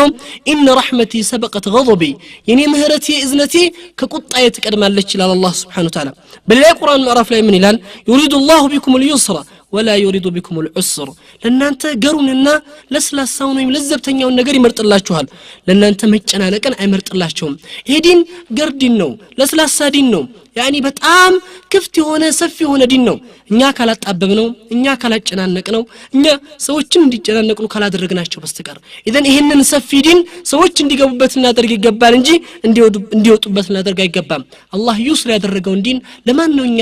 ኡስር እናደርገውና እንዲጨናነቅበት እናደርገው በሌላም የቁርአን አያት ላይ አላህ Subhanahu Wa Ta'ala ምን ይላል والله يريد أن يتوب عليكم فكروا إخوان أنت ወንጀል ላይ ነህ አንቺ የአላህን Subhanahu Wa Ta'ala ጥሰሻል መመሪያውን አፈንግጠሻል ነገር ግን አላህ ምን ይፈልጋል والله يريد أن يتوب عليكم ለምራችሁ ይፈልጋለሁ ይላል አላህ Subhanahu Wa Ta'ala እሱ ሊመረን ሲፈልግ እኛ ለመማር ዝግጆች አንሆንም ይሄን የሚያሳየን ምንድነው እነዚህ ቁርአን አያቶች ምን ያመለክቱናል እኛ መረጋጋት እንድንችል አላህ በዝነቱ ሁሉም ሊመረን እንደሚችልና ምህረቱ ሰፊ እንደሆነ ልባችን ለማረጋጋት የሚጠቀምባቸው የቁርአን ምዕራፎች ናቸው እንዲሁም ደግሞ ከአላህ Subhanahu Wa Ta'ala ውዴታ ለባሮቹ ጀነትን ማዘጋጀቱ وفي الحديث الصحيح كما رواه البخاري ومسلم عن أبي هريرة رضي الله عنه قال رسول الله صلوات الله عليه وسلم وفي الحديث القدسي أعدت لعبادي الصالحين ما لا عين رأت ولا أذن سمعت وما خطرت على قلب البشر إلى الله سبحانه وتعالى كودته ከፍቅሩ እኔ ለመልካም ባሮቼ አዘጋጅቻላችኋለሁ ጀነትን በእጅ አዘጋጅቻታለሁ ይላል አላህ Subhanahu Wa Ta'ala ما لا عين رأت አይናችሁ አይቶት ማያቅ ላይም የማይችል ነገር وما اذن سمعت ጆሮአችሁ ብዙ ነገርን ሰምቷል ብዙ ነገርን ለመስማትም ይፈልጋል ሰምቶት ማያቀው የማይሰማ ይሆን ነገር وما خطرت على قلب البشر በልባችሁ ላይ በአእምሮአችሁ ላይ ውል ብሎ የማያቅ ነገር ለባሮቼ አዘጋጅቻላችሁ ይላል አላህ Subhanahu Wa Ta'ala እንግዲህ እነዚህ አላህ Subhanahu Wa Ta'ala ውዴታዎች ከሆኑ ወይም ይሄን የአላህ ውዴታ የሚያመለክቱ ከሆኑ ለምንድነው እኛ በዱንያ ላይ ሸቃ ወይም መከራ ችግሮች የሚደራረቡብን ለምንድነው አላህ ችግርን የሚያመጣብን ለምንድነው በተናየ ፈተና የሚሞክረን ናም አላህ Subhanahu Wa Ta'ala ማሲያዎችን ሲያመጣብን ወይም ደግሞ መከራዎችን ሙሲባዎችን ሲያመጣብን እኛን ከወንጀሎቻችን አጽድቶ ከወንጀሎቻችን ጠራርጎ ጀነትን ለማስገኘት ነው ምናልባት እቺ ዱንያ መሸቃ ስትሆንብህ እቺ ዱንያ ስትገብድህ ከዚህ ዱንያ ተገላግዬ ጀነትን ናፍቀህ ሐያትን ለጀነት ማኖር እንድትችል ጀነትን እንድታስብ ስራዎች ወደ ዘላለማዊ የሆነችው ራሐና ረፍት ሀገር መሄድ እንድትችል እንድታስብ ያደርጋል እንደዚሁም ደግሞ يعني أنت بمدرسوبه مكراوج ወንጀሎች ታብሰው ተጠራርገው ወደ ናር እንዳትወርቅና እሳት ላይ እንዳትገባ ይሆናል አላህ Subhanahu Wa Ta'ala ለዚህም በተለያዩ ቁርአን ምዕራፎች ላይ በተለያዩ የነብዩ ሰለላሁ ዐለይሂ ወሰለም ሐዲሶች ላይ አንድ ሰው ሙሲባ ሲደርሰው ምን አላህ አጅር እንዳዘጋጀለት ምን አይነት ምንዳንና ምን አይነት ምላሽ እንዳዘጋጀለት ሲገለጽ ቁርአን ላይ አላህ انما يوفى الصابرين اجرهم بغير حساب يعني بغير حساب ነው እነዛ ሳቢሮች ለአላህ ሲሉ በሚደርስባቸው ችግሮች የሚታገሱ ሰዎችን بغير حساب የለውም ይሄ ነው ተብሎ የሚወሰንም አጅር አይደለም 10ም አይደለም 700ም አይደለም ሽም አይደለም ነገር ግን بغير حساب يا اخوان فكر انت ብዙ ነገር ያስፈልጋል ብዙ ነገር ጎሎሃል ብዙ አጅሮችን ትፈልጋለህ አላህ بغير حساب ይከፍልሃል ለምን በሚደርስብህ ሙሲባ ለአላህ Subhanahu Wa Ta'ala ስትር ሶብርሃል የነቢያቶችን ሐያት ብንመለከት ሐያቱ የሶብር ሐያት ነው የትዕግስት ሐያት ነው የመከራ ሐያት ነው ምክንያቱም አላህ ባሪያውን ሲወድ ሰው ሲወድህ ሰው ሲያፈቅርህ አንተን ያቀርብሃል አንተን ያስጠጋሃል ለአንተ መልካም ነገሮችን ሁሉ ይሰጣል አላህ ባሪያውን ሲወድ ደግሞ ይፈትንሃል ይጠራርግልሃል ብዙ ነገሮችን ይከፍትልሃል አላህ Subhanahu Wa Ta'ala ነብዩላህ ኑህ አለይሂ ሰላም ብንመለከታቸው ፈክሩ ያ ኢኽዋን የማንም መቀለጃ ሆኖ ሰዎች ይቀልዱባቸዋል ይጫወቱባቸዋል ይመቷቸዋል ያ ሁሉ መከራ መጣ እነዛ በነብዩላህ ኑህ ሲያላግጡ ሲቀልዱ የነበሩት ትናንት ነብይ የነበርከው ዛሬ አናጺ ሆንክ ይያሉ ሲቀልዱባቸው የነበሩት ሰይድና ኢብራሂም ሰይድና ኑህ ሰፊና ስሩ ሲባሉ መርከብ ለመስራት ብዙ ጊዜ ወስዶባቸዋል ለምን ዛፍ አልነበረም ዛፍ እንዲያበቅል ማድረግ ነበረባቸው ምንም ነገር ዕውቀቱ አልነበራቸው ግንዛቤውን እስኪያገኙ አመታቶችን ይፈጃል የአላህን Subhanahu Wa Ta'ala ነስር ማግኘት ግን በትግስት ያንን ሁሉ ወቅትን አሳልፈው ምን ያደረጋቸው አላህ በነብዩላህ ኢብራሂም استهزاء ሲያደርጉ ሲያላግጡ ነብዩላህ ኑህን ሲያንገላቱ የነበሩ ሰዎችን وهو سيكتاشቸው سيدنا نوح عليه السلام نجا አወጣቸው ነብዩላህ ኢብራሂም عليه السلام خليل الله يا الله ወዳጅ ተብሎ የሚታወቁት ነብዩላህ ኢብራሂም عليه السلام ፈክሩ ያ ኢኽዋን እሳት ላይ ሲጣሉ የሁሉ የዓለም ህዝብ ወይም ደግሞ የሁሉ ሰው ከሐዲ ሆኖ ብቸኛ አንድ አማኝ እሳቸው ሆኖ ሰው ሁሉ ጠላት ሆኗቸው አጋርን አተው እሳት ላይ ብዙ ጊዜያቶችን የነደሰታ እሳት ላይ ሲጣሉ ማን ደረሰላቸው الله سبحانه وتعالى وقلنا يا نار كوني بردا وسلاما لإبراهيم خاص درجوا الله قاموس الكون يهوتن هج لوطه قلنا عززنا تساتن مخلوق اللي ጎዳ የሚችለው በخالقው ትእዛዝ ብቻ ነውና እኛም ምንሰጋው እኛም ምንፈራው እኔ ፍጡር ሊጎዳኝ ይችላል ብዬ ሰጋለሁ እጨነቃለሁ መጉዳት ግን ስልጣን የለውም ጉዳቱም ጥቅሙም ያለው ከላይ ከخالقው ላይ ነውና እዘን ሰይድና ኢብራሂምን ለወጥንለት አረጋጋናችሁ ይላል ሰላምና ቀዝቀዛ ሁኝለት ለማን ላጠቃላይ ህዝቡ አይደለም አላህን ቃል ብቻ ተናግሮ በነበር እስከ የውም القيامه ድረስ ሳታ ታቃጥልም ነበር ያደረጋት ግን ለማን ነው خاص አደረጋት ልዩ አደረጋት አላ ኢብራሂም فقط الله سبحانه وتعالى ለኢብራሂም በርደ ወሰላማ ፈክሩ ሰይድና እስማኤል አለይሂ ሰላም ለርድ ሲዘጋጁ አላህ እንዲታረዱ ሲወሰንባቸው ያንን ትእዛዝ አባቴ ልጅ ሆይ በህልሜ አንተን ሳርድ ወይም እንዳርድ ስታዘዝ ተመለከትኩ አሉ ያቀሉ ሰይድና ኢብራሂም የሚወዱትን ከረጅም ዕድሜ በኋላ ያገኙትን ልጅ እንዲያርዱ ሲያዛቸው መናሙል አንቢያ ወህይ ነው የነቢያቶች ህልምና መናም ወህይ እንደሆነ ያውቁታል ግን ልጅ ነው ከውስጣቸው ወይም ደግሞ የሳቸው ክፋይ ነው እንዴት አድርገው ያሳምኑት يعني ፈክሩ እስማኤል ወጣት ከመሆናቸው ጋር በአሁን ሰዓት ላይ ወጣቶች አባቶቻችን እናቶቻችን አንድ ነገር ሲያዙ ምን አይነት ስሜት ነው ያለን አይደለም ለረድህ አይደለም እንዲህ ላድርግህ ብል ምን አይነት መልስ ነው የሚኖረኝ አቋለሁ ሰይድና እስማኤል ግን ያ አቢ አባቴ ሆይ ያ ነብይ አላህ ያዘዘህን ከመስራት ወደ ኋላ እንዳትል አላህ ምን አደረገለት ለዚህ ሰው ለሰይድና እስማኤል አለይሂ ሰላም ምን አደረገላቸው واذكر في كتاب إسماعيل إنه كان صادق الوعد وكان رسولا نبيا صادق الوعد قال كدانن موي بقالو يميገኝ ወይም ደግሞ የታዘዘው ነገር ላይ ቀጥ ብሎ የሚቆም መልካም ነብያችን ነበር ብሎ አላህ ወደሰው خالق الكون كله ፊዳ መጣላቸው የሳቸው መከራ ላይ ነሳ የሚችል ነገር ተለቀቀላቸው ሰይድና ያዕቁብ አለይሂ ሰላም ሰይድና ዩሱፍ በመጥፋቱ የደረሰባቸው መከራ ለቅሶ አይኖቻቸው እስኪጠፉ ድረስ ደረሰ አላህ Subhanahu Wa Ta'ala በምን ተካላቸው يعني ነገሮችን ሁሉ ለወጠ አይናቸውን ለወጠ ያለቅሶ ተቀየረ ሰይዱና ዩሱፍን አገኙ ብዙ ነገር ተቀረፈላቸው ከሊሙላህ ሙሳ ሰይድና ሙሳ አለይሂ ሰላም يعني 10 سنين 10 ዓመታቶችን የከብት ጠባቂ ሆነዋል እረኛ ሆነው አሳልፈዋል يعني الله سبحانه وتعالى يعني ከዛ በኋላ ደረጃቸውን ከፍ አደረገና አላህን ካናገሩ ነቢያቶች ውስጥ የመጀመሪያውን ደረጃ እንዲይዙና ከሊሙላህ አላህን ያናገሩት የሚለው ስያሜ ለቀባቸው ቅጽል ስማቸው እንዲሆን አደረገላቸው هذا عيسى عليه السلام سيدنا عيسى عليه السلام فكروا እናታችን መርየም سيدنا عيسى ከመውለዳቸው በፊት የደረሰው ስድብ መከራ ችግር ስቃይ ያ ሁሉ ነገር ሆነ إذن ለደረሰባት አደጋና ችግር እንኳን መልስ እንዳትሰጥ ጾመኛ ነብይ አላት ውግዘት በእርዷ ላይ በክብሯ ላይ የመጣው ነገር እንዳትመልስ አላህ Subhanahu Wa Ta'ala ሲያዛት አላህ ከዛ ሁሉ ነገር አወጣና እናቱ ዲቃላን ወለሻል ተብላ እናቱ በዝሙት ታምታያች ጧሃርና የንጽህናና የጥብቅነት ባለቤት የሆነችው ታላቋ ሴት መርየም ረዲየላሁ ዐንሃ አለይሂ ሰላም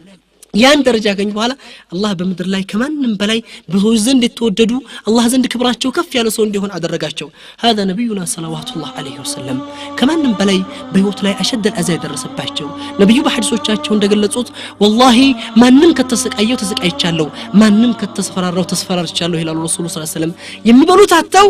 يعني የቢላል العبد ቢላል በብትብቻው ደብቆ ይዟት የምትመጣው ቂጣ ነበር መበላ ይላሉ በዛ በረሃ ላይ በበላ ቤት ተጨማለቀችን ቂጣ ይበሉ ነበር ረሱሉ ሰለላሁ ዐለይሂ ወሰለም ያ ሁሉ መከራ አለፈ የቲም ተባሉ ተወገዙ ከሀገር ተባረሩ እነዛ ያባረሯቸውን ሰዎች ድል አደረጉ በአላህ እርዳታ መጡ በትግስታቸው ውጤት አገኙና የአላህ ውጤት ተገልጾ ሲመጡ فذهبوا انتم الطلقاء نزان رمجه يوسدوباچو سوش بقل ሳይበቀሉ ወይም ሌላ እርምጃ ሳይወስዱባቸው ሂዱ ከዛሬው አለት ጀምራችሁ ነፃናችሁ አላቸው ረሱሉ ሰለላሁ ዐለይሂ ወሰለም እነዚህ ስንመለከት የተለያዩ ብትላዎች ሙከራዎች ፈተናዎች በሐያታችን ላይ በእኛ ላይ ሲገኙ ምንድነው አላህ እኛን ውዴታ ነው እቺ ነገር ለዚህ ነው ዑለማው ኢስላም ምን ይላሉ መሰላችሁ አላህ አንድን ባሪያ አንድ በር ሲዘጋበት ሁለት በር ከፍቶ ነው ይላሉ ረድዋኑላህ ዐለይሂም አላህ አንድ ባሪያን አንድ በር ሲከፍትለት ለዚህ ምን ምሳሌ ያደርጋሉ ህፃን ልጅ አንድ ህፃን ልጅ ከናቱ ማህፀን ሲወጣ ያለቅሳል ለምንድን ነው የሚያለቅሰው ያ ልጅ ከናቱ ማህፀን ሲወጣ የለመደው ግዛ የሚያገኘው የነበረው ምግብ በእናቱ በእምብርት አማካኝነት ነበር የሚደርሰው ያ ምግብ ይቋረጥበታል ያለቅሳል ያንን ስላጣ ወደ አዲስ ዓለም ሲመጣ እሱ ያለቅሳል ያንን ምግብ ስላጣ ነው አላህ ግን አንድ ነበር ሁለት አዘጋጅቶለታል ሁለት ሰደን ሁለት ጥጦችን ምግብ አድርጎለታል خالق الكون كله አላህ አንድን በር ሲዘጋ ሁለት በር ከፍቶ ነው እኛ ግን አይመስለንም ይዘን ሶብራችን ትግስታችን የአላህ Subhanahu Wa Ta'ala ነቲጃ ውዴታ የምናይበት ነገር ነው ችግሮች ሲመጡ አላህ ለኛ ውዴታውን የሚገልጽ ነው እዚህ መቀጠል የምናየው አላህ ባሪያን ሲወድ ባሪያ ላይ የሚታዩ ምልክቶች ወይም ለባሪያ የሚያደርግለት ነገሮች አንደኛ ደረጃ ሂማየቱ ሚን الدنيا الله ባሪያውን ከዱንያ ሙሲባ ይጠብቀዋል ከዱንያ ሙሲባ ይጠብቀዋል ማለት ዱንያ እንዳትበላ ያደርገዋል የዱንያ ባሪያ እንዳይሆን ያደርገዋል ዱንያ እንቅልፍ እንዳትነሳው እንዳታስጨንቀው ሐያቱን ሁሉ እንዳታበላሽበት አላህ ያደርጋል ለዚህ ነው ነብዩ ሰለላሁ ዐለይሂ ወሰለም በሐዲሳቸው ላይ في الصحيح حكم بزغب الصحيح حديث لا من ይላሉ ان الله يحمي عبده المؤمن من الدنيا وهو يحبه كما تحمون مريضكم الطعام والشراب تخافون عليه الله سبحانه وتعالى ባሪያውን ይጠብቀዋል አሉ ረሱሉ ሰለላሁ ዐለይሂ ወሰለም ከዱንያ ይጠብቀዋል አሉ እየወደደው እያፈቀረው ልክ በሽቶኞቻችሁን ሐኪም የከለከለው ምግብ በልተው በሽታ ላይ እንዳይወድቁ ምግብ እንደምትከለክሏቸው አላህ Subhanahu Wa Ta'ala ደግሞ ባሪያውን ይጠብቀዋል ከዱንያ ረሱሉ ሰለላሁ ዐለይሂ ወሰለም إذن من دنا إلى الرسول صلى الله عليه وسلم إذا رأيت الله يعطي العبد من الدنيا على معاصيه ما يحبه فإنما هو استدراج له سويو الله نيو نجله يا الله أنت ذات يتأسى دنيا تكفت ولد كتملكتك يا صوت ود بايدلم الله لجهنم دلب يادرقوا إياه زجاجلو إن نمسل بقرآن الله بسورة الأنعام لا من إلى الله سبحانه وتعالى فلما نسوا ما ذكروا به فتحنا عليهم أبواب كل شيء حتى إذا فرحوا بما أوتوا أخذناهم بغتة فإذا هم مبلسون إلى الله سبحانه وتعالى فلما نسوا ما ذكروا يتزلاتشون يتسطاچون ممريا برسو غزي بافنقطو غزي فتحنا عليهم ابواب كل شيء ينغروچن ሁሉ በር እንከፍትላቸዋለን يا الله سبحانه وتعالى حتى اذا فرحوا بما اوتوا ከዚያም በኋላ በተሰጣቸው ነገር ላይ ተደስተው ሳይጨርሱ اخذناهم بغتة فاذا هم مبلسون በድንገት እንይዛቸዋለን ወደ አኺራ ይዘናቸውን ወስዳቸዋለን ተስፋ ቆራጮች ይሆናሉ ይላል الله سبحانه وتعالى اذا الله سبحانه وتعالى ባሪያን ሲወደው ከዱንያ ይጠብቀዋል በሁለተኛ ደረጃ አላህ ባሪያን ሲወደው ምን ያደርግለታል يعني التدين ዲን ላይ የጠነከረ እንዲሄድ ያደርገዋል ለዲኑ እየቀረበ እንዲሄድ ያደርገዋል ለዚህ ነው ነብዩ ሰለላሁ ዐለይሂ ወሰለም ሐዲሳቸው ኢማም አህመድና ሐከም በዘገቡት ሐዲስ ላይ ይላሉ ان الله عز وجل يؤتي الدنيا من يحب ومن لا يحب ولا يعطي الدين الا لمن احب فمن اعطاه الله الدين فقد احبه الى الرسول صلى الله عليه وسلم الله ዱንያን ለሚወደውም ለማይወደውም ይሰጣል ለጠላቶቹም ለካህዲያኖቹም ይከፍታል ነገር ግን ዲንን ለሚወዳቸው ሰው ነው የሚሰጠው አላህ Subhanahu Wa Ta'ala አንድን ሰው አላህ ሲወደው ዲኑን ይሰጠዋል ተደዩን በዲኑ ላይ ጥንካሬ ይኖራል የአላህ Subhanahu Wa Ta'ala መመሪያ ታዛዥ ይሆናል አላህ በሚፈልገው መንገድ ላይ ይገኛል አንድ ሰው ሙባደራ ሲያደርግ ወደ ዲን ላይ የተቃረበ ሲመጣና ሲቻኮል ስታየው አላህ የመውደዱ ምልክት ነው እንደዚሁም ሪፍቅ ለዘብተኛ ያደርገዋል ኃይለኛ ያደርገውም ቁጡ ያደርገውም በነገሮች ሁሉ ሙተሸዲድና እንዲሁ ጠንካራ አድርጎ ኃይለኛ እንዲሆነ ያደርገውም ለዚህ ነው ነብዩ ሰለላሁ ዐለይሂ ወሰለም اذا اراد الله عز وجل باهل بيت خيرا ادخل عليهم الرفق ይላሉ في الصحيح በተዘገበው ሐዲስ ላይ አንድ ቤተሰብ ላይ አላህ መልካም ነገርን ሲፈልግላቸው ሪፍቅን ለዘብተኝነትን ያስገባላቸዋል ይላሉ ረሱሉ ሰለላሁ ዐለይሂ ወሰለም ለዘብተኛ ይሆናሉ በነገሮች ሁሉ ሙተወሲጥ መሐከለኛ ይሆናሉ እንዲሁም تيسير الطاعة خير سرا يقرانال خير سرا يكبدهم خير سرا يጨንቅህም يعني نبي صلى الله عليه وسلم عنده يا الله سبحانه وتعالى وديتا ملك عنده هنا ይገልጻሉ الله ባሪያውን ሲወድ የሚሰጠው ነገር ምንድነው ጣዓን خير سران ያገራለታል አይከብድህም خير سرا እንደውም ምን ይላሉ ረሱል በአንድ ሐዲሳቸው ላይ يصاب المرعى رغم انفه ይላሉ الله ባሪያን ሲወድ አንዳንድ ጊዜ ሳትፈልግ አጅር እንድታገኝ ያደርጋል አንተ ሐጅ መሄድ የመሄጃ ገንዘብ የለህም አቅም የለህም አንዱ ይመጣና ሐጅ ልውሰድህ ይልሃል ሱብሃንአላህ አቅም የለህም አላህ አጅር ረግመ አንፊ ሳትፈልግ አጅር እንድታገኝ ያደርጋል አላህ Subhanahu Wa Ta'ala አንተ ገንዘብ የለህም ይመጣና አንዱ ሰደቃ እንድትሰጥለት ገንዘብ ይሰጣል የኸይሩ ስራ ተጋሪ ትሆናለህ በተለያዩ ኸይሩ ስራዎች ላይ እንድትሳተፍ ትሆናለህ እንዲሁም ደግሞ ተይሰራ المآسي መጥፎ ነገር ይከብዳል حرام ነገር ይከብዳል حرام ነገር ይጨንቃል አትችልም አይሳካልህም ብትፈልግ እንኳን በዘመኑ እንደምናየው አንዳንድ ወጣት እኔ እንደው ሴት ጠይቅ ያሳካልኝ ይላል አይደለም ለሐራም አላህ ስለሚወድህ ነው ያ ኢኽዋን አላህ ስለሚወድህ ነው አላህ ስለሚያፈቅርህ ነው ምናልባት يعني በሐራም ነገር እኮ ነው ኢኽዋን አላህ ቢጠላህ ግን ሐራም ላይ እንድትወድቅ ያደርግልሃል ወይም ይከፈታል ስለዚህ ምን መሆን አለበት ማለት ነው ያ ኢኽዋን አላህ ሲወደን መጥፎ ስራን يعني እንዲከብደን ያደርገናል አይከፈትልንም አይታየንም እንደዚህም ደግሞ حسن الخاتمه መጨረሻችን አላህ ያሳምርልናል አማሞታችን አናውቀውም ዛሬ እኛ ማንነታችንን እንዴት ሆነ እንደምንሄድ ሳናቀው ብዙ ደረጃ ላይ ደርሰናል ግማሹ የጀነት ካርድ የተሰጠው ይመስል ሌላውን ሲያስወጣ ሌላውን ሲያስገባ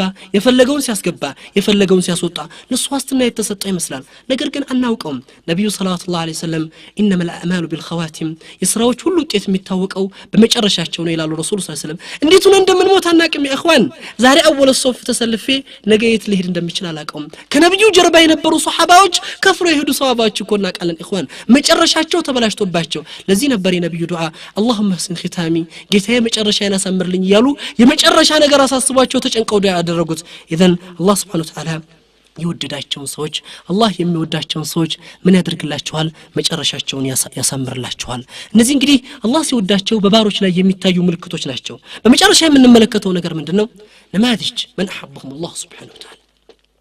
الله يودዳቸው ሰዎች الله سبحانه وتعالى ያፈቀራቸው ሰዎች الله ሲወድህ لو حبك الله አንተን ከወደደህ ምን እንደሚያደርግልህ ምን ሊሰጥህ እንደሚችል ስትመለከት ብዙ እናገኛለን በመጀመሪያ ደረጃ الله ከወደዳቸው ሰዎች أشرف الخلق الله صلوات الله عليه وسلم رسول الله نبي الأمي የነበሩት ታላቅ ሰው ነብዩ صلوات الله عليه وسلم ነብዩ الله ሲወዳቸው ለዚህ ሪሳላ ያጫቸው يعني ለዓለማት እዝነት አድርጎ ላካቸው الله سبحانه وتعالى ከዚያ በኋላ ከተላኩ በኋላ ከ6 ወራቶች በኋላ انقطاع الوحي የወህይ መቋረጥ አደጋ ደረሰ ረሱሉ ሰለላሁ ዐለይሂ ወሰለም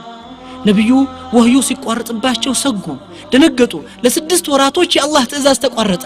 የዚህ ሰዓት ላይ ፈሩ ተጨነቁ اذن ሙሽሪኮችም የነብዩን ሁኔታ ሲመለከቱ አይ ወዳከ ረብክ ያ መሐመድ ይላቸው ጀመር ጌታህ ተሰናበተ ጌታህ ዘነጋ ጌታህ ረሳህ አሏቸው ነብዩ አዘኑ ሰለላሁ ዐለይሂ ወሰለም ሰውናቸው ይሰማቸዋል አላህ Subhanahu Wa Ta'ala ግን መልሱን ሰጠላቸው خالق الكون كله والضحى والليل إذا سجى ما ودعك ربك وما قلى وللآخرة خير لك من الأولى ولسوف يعطيك ربك فترضى ألم يجدك يتيما فعاوى ووجدك ضالا فحدا يعني فكروا يا إخوان والضحى والليل إذا سجى بدوها من الله إلى الله سبحانه وتعالى برفادو جزي من الله والليل إذا سجى ساكن تتبالو لليتم من الله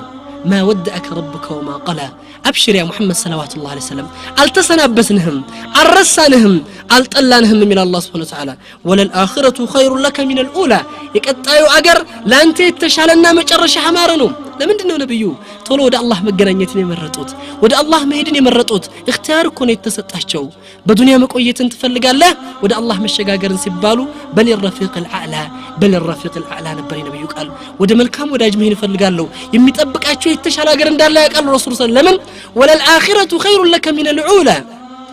يعني لان تقطعوا ሀገር የተሻለ ነውና ይላችኋል አላህ Subhanahu Wa Ta'ala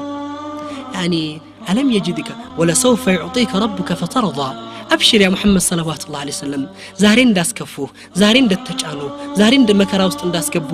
የምትወደው የሚያስደስት ነገር ደግሞ እንሰጣለን في الدنيا والآخرة በሁለቱም ሀገር ላይ የማታዝንበት ነገር ታገኛለህ ይላችኋል አላህ Subhanahu Wa Ta'ala ነብዩ ያ መከራ ያ ችግር አለፈና የዓለማት መሪ ሆነው ነብዩ ሆነው የተባረሩባትን መካ የሚወዷትን ምድር እንዲመለሱባት የበላይ ሆነው እንዲያስተዳድሩ አረጋቸው አላህ Subhanahu Wa Ta'ala በዱንያ ላይ የሚፈልጉት የተመኙት ይሄ ሪሳላተ ረብል ዓለሚን የዓለማቱ ሪሳላ ለሰው ዘር እንዲደርስ የተመኙት ሪሳላ እንዲደርስ አደረገላቸው አላህ Subhanahu Wa Ta'ala يعني الله የሚፈልጉትን ሰጣቸው አለም የጅድከ የቲመን ፈዓዋ ይላቸው አላህ Subhanahu Wa Ta'ala የቲም አልኩና አላገኘንህም ረዳት የሌለህ ወላጅ አልባ ሆነ አላገኘንህም ጠበቅነህ ያ መሐመድ يعني ችግረኛ ሆነ አገኘንህ ረዳንህ ይላችኋል አላህ እንግዲህ አላህ የነብዩን ሰለላሁ ዐለይሂ ወሰለም ለነብዩ ያለውን ፍቅር ለነብዩ ሰለላሁ ዐለይሂ ወሰለም ያለውን ውዴታውን ሲገልጽ ምላሹን ሲሰጥ بالقسم بمحلا يجمر الله سبحانه وتعالى والضحى والليل ياله بمحلا ينغروچون كبدت ياسايه تلقنتون ياملاكته لنبيو ያለውን ደረጃ እየገለጸ ውዴታውን يا اخوان ከዚህ በላይ ምን ክብር ያገኛሉ ነብዩ ሰለላሁ ዐለይሂ ወሰለም ከዚህ በላይ አላህ Subhanahu Wa Ta'ala መዋዕ ሰጣቸው መጠበቂያ ሲያደርግላቸው ምን ይፈልጋሉ አሽረፍ الخلق الله ሰለላሁ ዐለይሂ ወሰለም አብሽር ይላቸው አላህ Subhanahu Wa Ta'ala ألم نشرح لك صدرك ووضعنا عنك وذرك الذي أنقض ظهرك ورفعنا لك ذكرك ألم نشرح لك صدرك لبهنا لا سفال لهم إلى الله سبحانه وتعالى يعني ووضعنا عنك وذرك يعني أن شكمي هنا به النقر شكمونا لا نسال لهم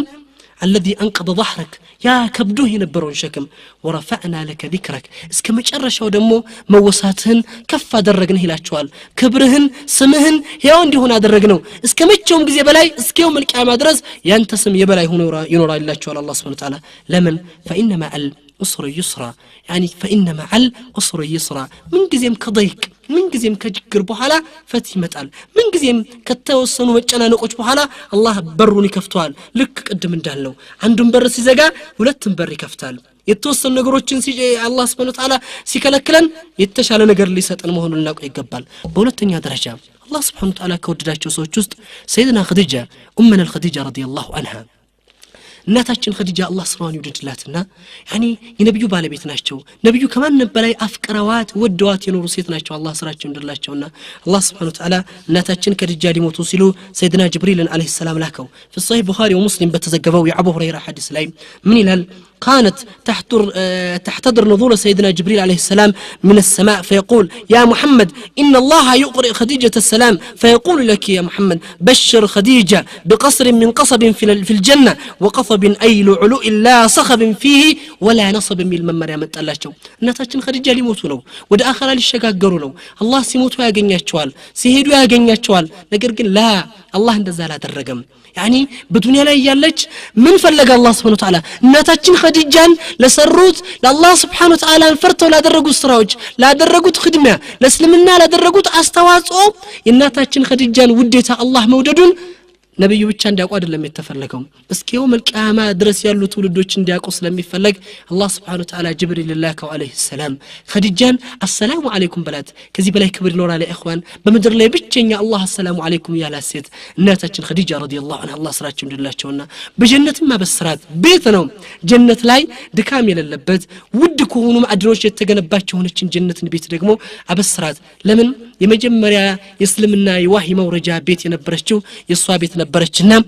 ለዛ ጀዛዋ ለዛ ምንዳዋ አላህ Subhanahu Wa Ta'ala ይሄንን ትልቅ ደረጃ ሰጣቸው እናታችን ኸዲጃን አላህ ስራቸውን ይወደድላቸውና እንግዲህ ያኒ ይሄ ምን መለከታቸው ነገሮች አላህ Subhanahu Wa Ta'ala ሰዎችን ሲወድ ምን ሊያደርጋቸው እንደሚችል ምን ደረጃ ሊሰጣቸው እንደሚችል እንመለከታለን እና ጥንቃቄ እኛስ እንዴት ነው አላህ ከሚወዳቸው ሰዎች ውስጥ መሆን የምንችለው ሰዓድ ብን ሙዓዝ يعني سعد بن معاذ صحابي جليل الله سبحانه وتعالى سعد بن معاذ اسلمنا لتقبله ب30 عمته ነው እስልምናን በ30 ዓመቱ ተቀብሎ ወደ አኺራ የተሸጋገረው በ37 ዓመቱ ነው በ37 ዓመት ነው በእስልምና ውስጥ የኖረው ነገር ግን ሲሞት ምን ተከሰተ ነብዩ ሰለላሁ ዐለይሂ ወሰለም يعني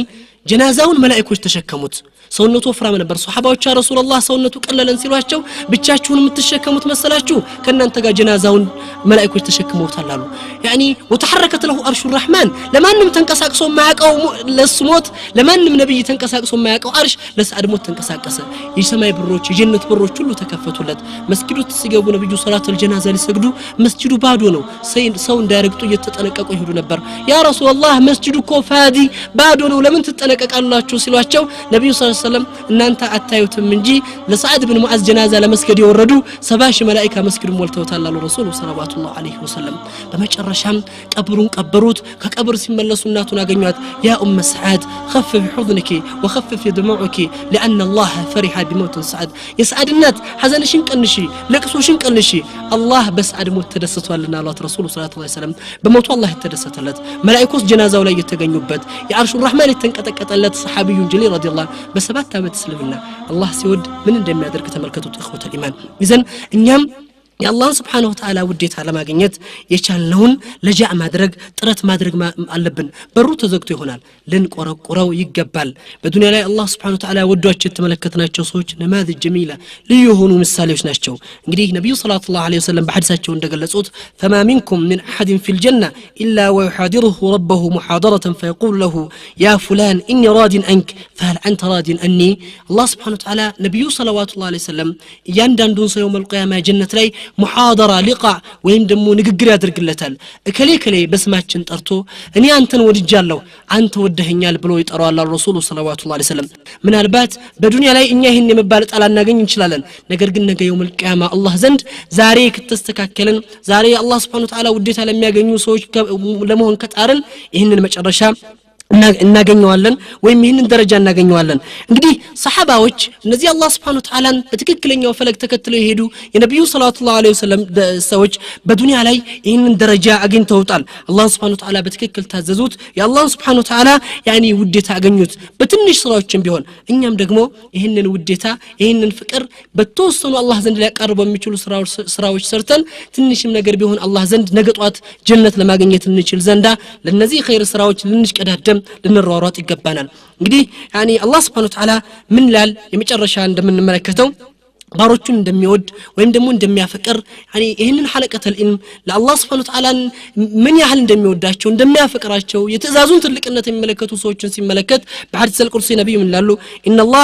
ኢነ ሊላሂ መላኢከቱን يطوفون في الطرقات يلتمسون حلقة الذكر የአላህ Subhanahu Wa Ta'ala መላእክቶች አሉት ሐለቀት ዚክርን ወይም ደግሞ ስለ ዲን የሚመካከሩበትን ቦታ እየተንቀሳቀሱ የሚያዩ መላእክቶች አሉት አሉ ረሱሉ ሰለላሁ ዐለይሂ ወሰለም فإذا وجدوا قوما يذكرون الله تنادوا حلموا إلى حاجتكم فيخفونهم بأجنحتهم من الأرض إلى السماء يعني يترارلو تترارتهم ወደ ሐጃቸው የምትፈልጉት ነገር ተገኝቷል ሰዎች ስለ ዲናቸው ስለ ጌታቸው እየተመካከሩ ነው ብለው ይሄንን ስብስብ በአጅኒሃቸው ይዘውት ይወጣሉ አሉ ረሱሉ ሰለላሁ ዐለይሂ ወሰለም ሐዲሱ በጣም ትልቅ ሐዲስ ነው ወይም ረጅም ሐዲስ ነው ነብዩ ሰለላሁ ዐለይሂ ወሰለም አላህ ያወቀ መላእክቶቹን ይጠብቃል كيف وجدتم عبادي ባሮችን በምን አይነት ሁኔታ ላይ ያገኛችኋቸው ኢላ አላህ Subhanahu Wa Ta'ala ጌታችን ሆይ ባሮችህን ويحمدونك ويسبحونك ويذكرونك ويمجدونك يعني አንተን ሲያሞግሱ አንተን ሲያወድሱ አንተን ከፍ ሲያደርጉ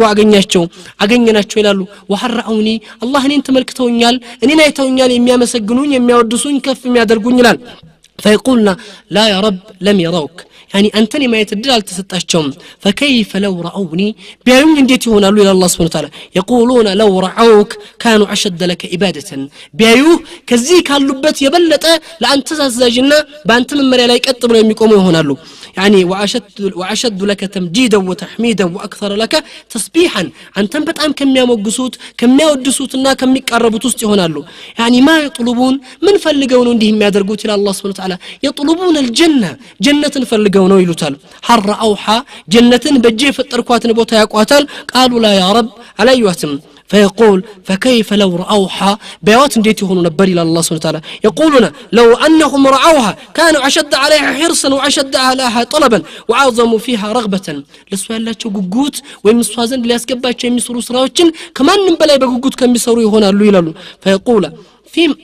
فبما يتعوضون كمان نطبقات شيء فاللي قالوا إلى الله سبحانه وتعالى فيقول يعني يتعوضون من النار كجهنم كسات እንድትጠብቃቸው ይፈልጋሉ حر اوها አሁንም ይጠይቃል አላህ እቺን ጀሃነምን አይተዋታል ተመልክተዋታል ለላ لا يا رب لم يروها የማየት እድል አልተሰጣቸውም ወይም አላዩዋትም ይላሉ ከዚያ በኋላ በህይወት እንዴት ይሆን ነበር ሲላቸው يعني لو راوها كانوا اشد منها فرارا واشد لها مخافه يعني ለሱ ያላቸው ሽሽት ወይም ለሱ ያላቸው ጭንቀት ይጨምር ነበር فيقول الله اشهدكم يا ملائكتي اني قد غفرت لهم الى الله سبحانه وتعالى ውዴታው እናንተ መላእክቶቼ ምስክር ሁኑ እነዚህን ባሮችን ምሪያቸዋለሁ ይሄን ሐዲስ አቡ ሁረይራ في صحيح البخاري ومسلم በተዘገበው ሐዲስ ላይ የገለጹት ሐዲስ ነው አላህ ምን ያህል እኛን ይወደናል يعني ምን ያህል ያፈቅረናል ከዚህ በላይ ምን እንፈልጋለን يعني ለኛ فقراء مساكين ደካሞች ወይም يعني ምንም ነገር ለሌለን ሰዎች አላህ ይሄን ያህል ሲቀርበን ወይም ደግሞ አላህ ይሄን ያህል ውዴታውን ሲገልጽልን እኛ ደግሞ መሆን አለብን እነዚህን ያሉትን ተሞክሮች የአላህን ውዴታዎች ተመልክተንና አይተን ራሳችንን የአላህ ውዴታ ለማግኘት ሙባደራ ማድረግ መቻኮል የቻልናቸውን ጥረቶች ሁሉ ልናደርግ ይገባናል ለዚህም ኹጥዋ በኹጥዋ እንቅስቃሴያችንን ረዘም አድርገን يعني ራሳችንን እየፈተሽን ምን አይነት አህዋል ላይ ነኝ ያለሁት ምን አይነት ሁኔታ ነኝ ያለሁት እነዚህን ማድሪዎች ስንመለከት ነብዩ ወይغفر لك الله ما تقدم من ذنبك ያለፈው ወንጀል የተማረላቸው ነብይ የአላህ ውዴታ ለማግኘት ሌት ከቀን ሲለፉ ነበር ወዲቱ አን اقاتل في سبيل الله ثم اقتل ثم احيا يا رسول يعني بالله መንገድ መሞትን መጋደልን ፈልጋለሁኝ ምን ለመሆን يا الله وديت على ما جنيت من ما يفلقهم وديت ولا ما جنيت نبر ويغفر لك الله ما تقدم من ذنبك وما تأخر يلا فو ودفيت يلا وانجله تمر الله للتبارك نبي صلوات الله عليه وسلم وديت ولا ما جنيت يطروا يلفوا نبر الناس بونجله تجمع لك نو حياتاتك الله تأزازي وتوصج بزوج زياتشنن الله بما يفلقوا نجر الله يسلفني هون صوج من هنا اللبن من هنا ما جنيت اللبن كذيه بلته أشد حرص وقطاتشن كف على اللي هون يجبال يا الله وديت على ما جنيت يا الله سبحانه وتعالى زند ملكان بوتان ለማግኘት ጥረት ማድረግ አለብን ኢዘን በዚህ ላይ ሙባደራ ልናደርግ ልንቻኮልበት ይገባል يعني ነገሩ ከባድ ነው መሸቃ ነው እንደፈጠን እንደ ፍላጎታችን ቶሎ የሚከፈት በር የለም كما يقال علماء الاسلام ይላሉ لا تسأم وقوف باب ربك ولو طرت ይላሉ አላህ በር ላይ ቁማችሁ መቆርቆርን አትሰልቹ ብትባረሩ እንኳን አንድ ቀን መከፈቱ አይቀርም اذا فتح الله الباب للصالحين በሩ ለሷሊሆች ሲከፈት ለመልካም ባሮቹ ሲከፍተው በሩ ላይ ቆምክ ተለጥፈህ እንኳን መግባት ትችላለህና ሙከራ እናድርግ ሙሐወላ እናድርግ ባንድ ጊዜ የሚመጣ አይደለም በጥረት ግን የምናገኘው ነገር ስለሆነ ምናልባት አላህ ዘንድ ሊያቀርቡ ይችላል ብለን የምናስባቸው መልካም ስራዎች ሁሉ ለመስራት ተውበት አድርገን ወደ አላህ ተመልሰን አላህ ከሚወዳቸው ከሚያፈቅራቸው ሰዎች ለመሆን እንደዚሁም ይሄ የሚያሳየን የአላህ ውዴታ ከሆነ ከአላህ ጋር ያለን ግንኙነት መሆን አለበት እንዲህ የሚወደነን እንዲህ የሚያፈቅረንን ጌታ ልንወነጅለው ትእዛዙን ልንእምቢ ልንል ወይም ደግሞ እሱ ያዘዘው መንገድ ላይ አለመገኘታችን ምን ያህል አደጋ መሆኑን ተመልክተን በአላህ ትእዛዝ ላይ መገኘት እንዳለብን ውዴታውን በፍቅር መመለስ እንዳለብንና እሱ በሚፈልገው መንገድ ላይ መገኘት እንዳለብን ነው የሚያሳየን جعلني الله إياكم ممن يستمعون القول فيتبعون أحسنه وبالله التوفيق والسلام عليكم ورحمة الله وبركاته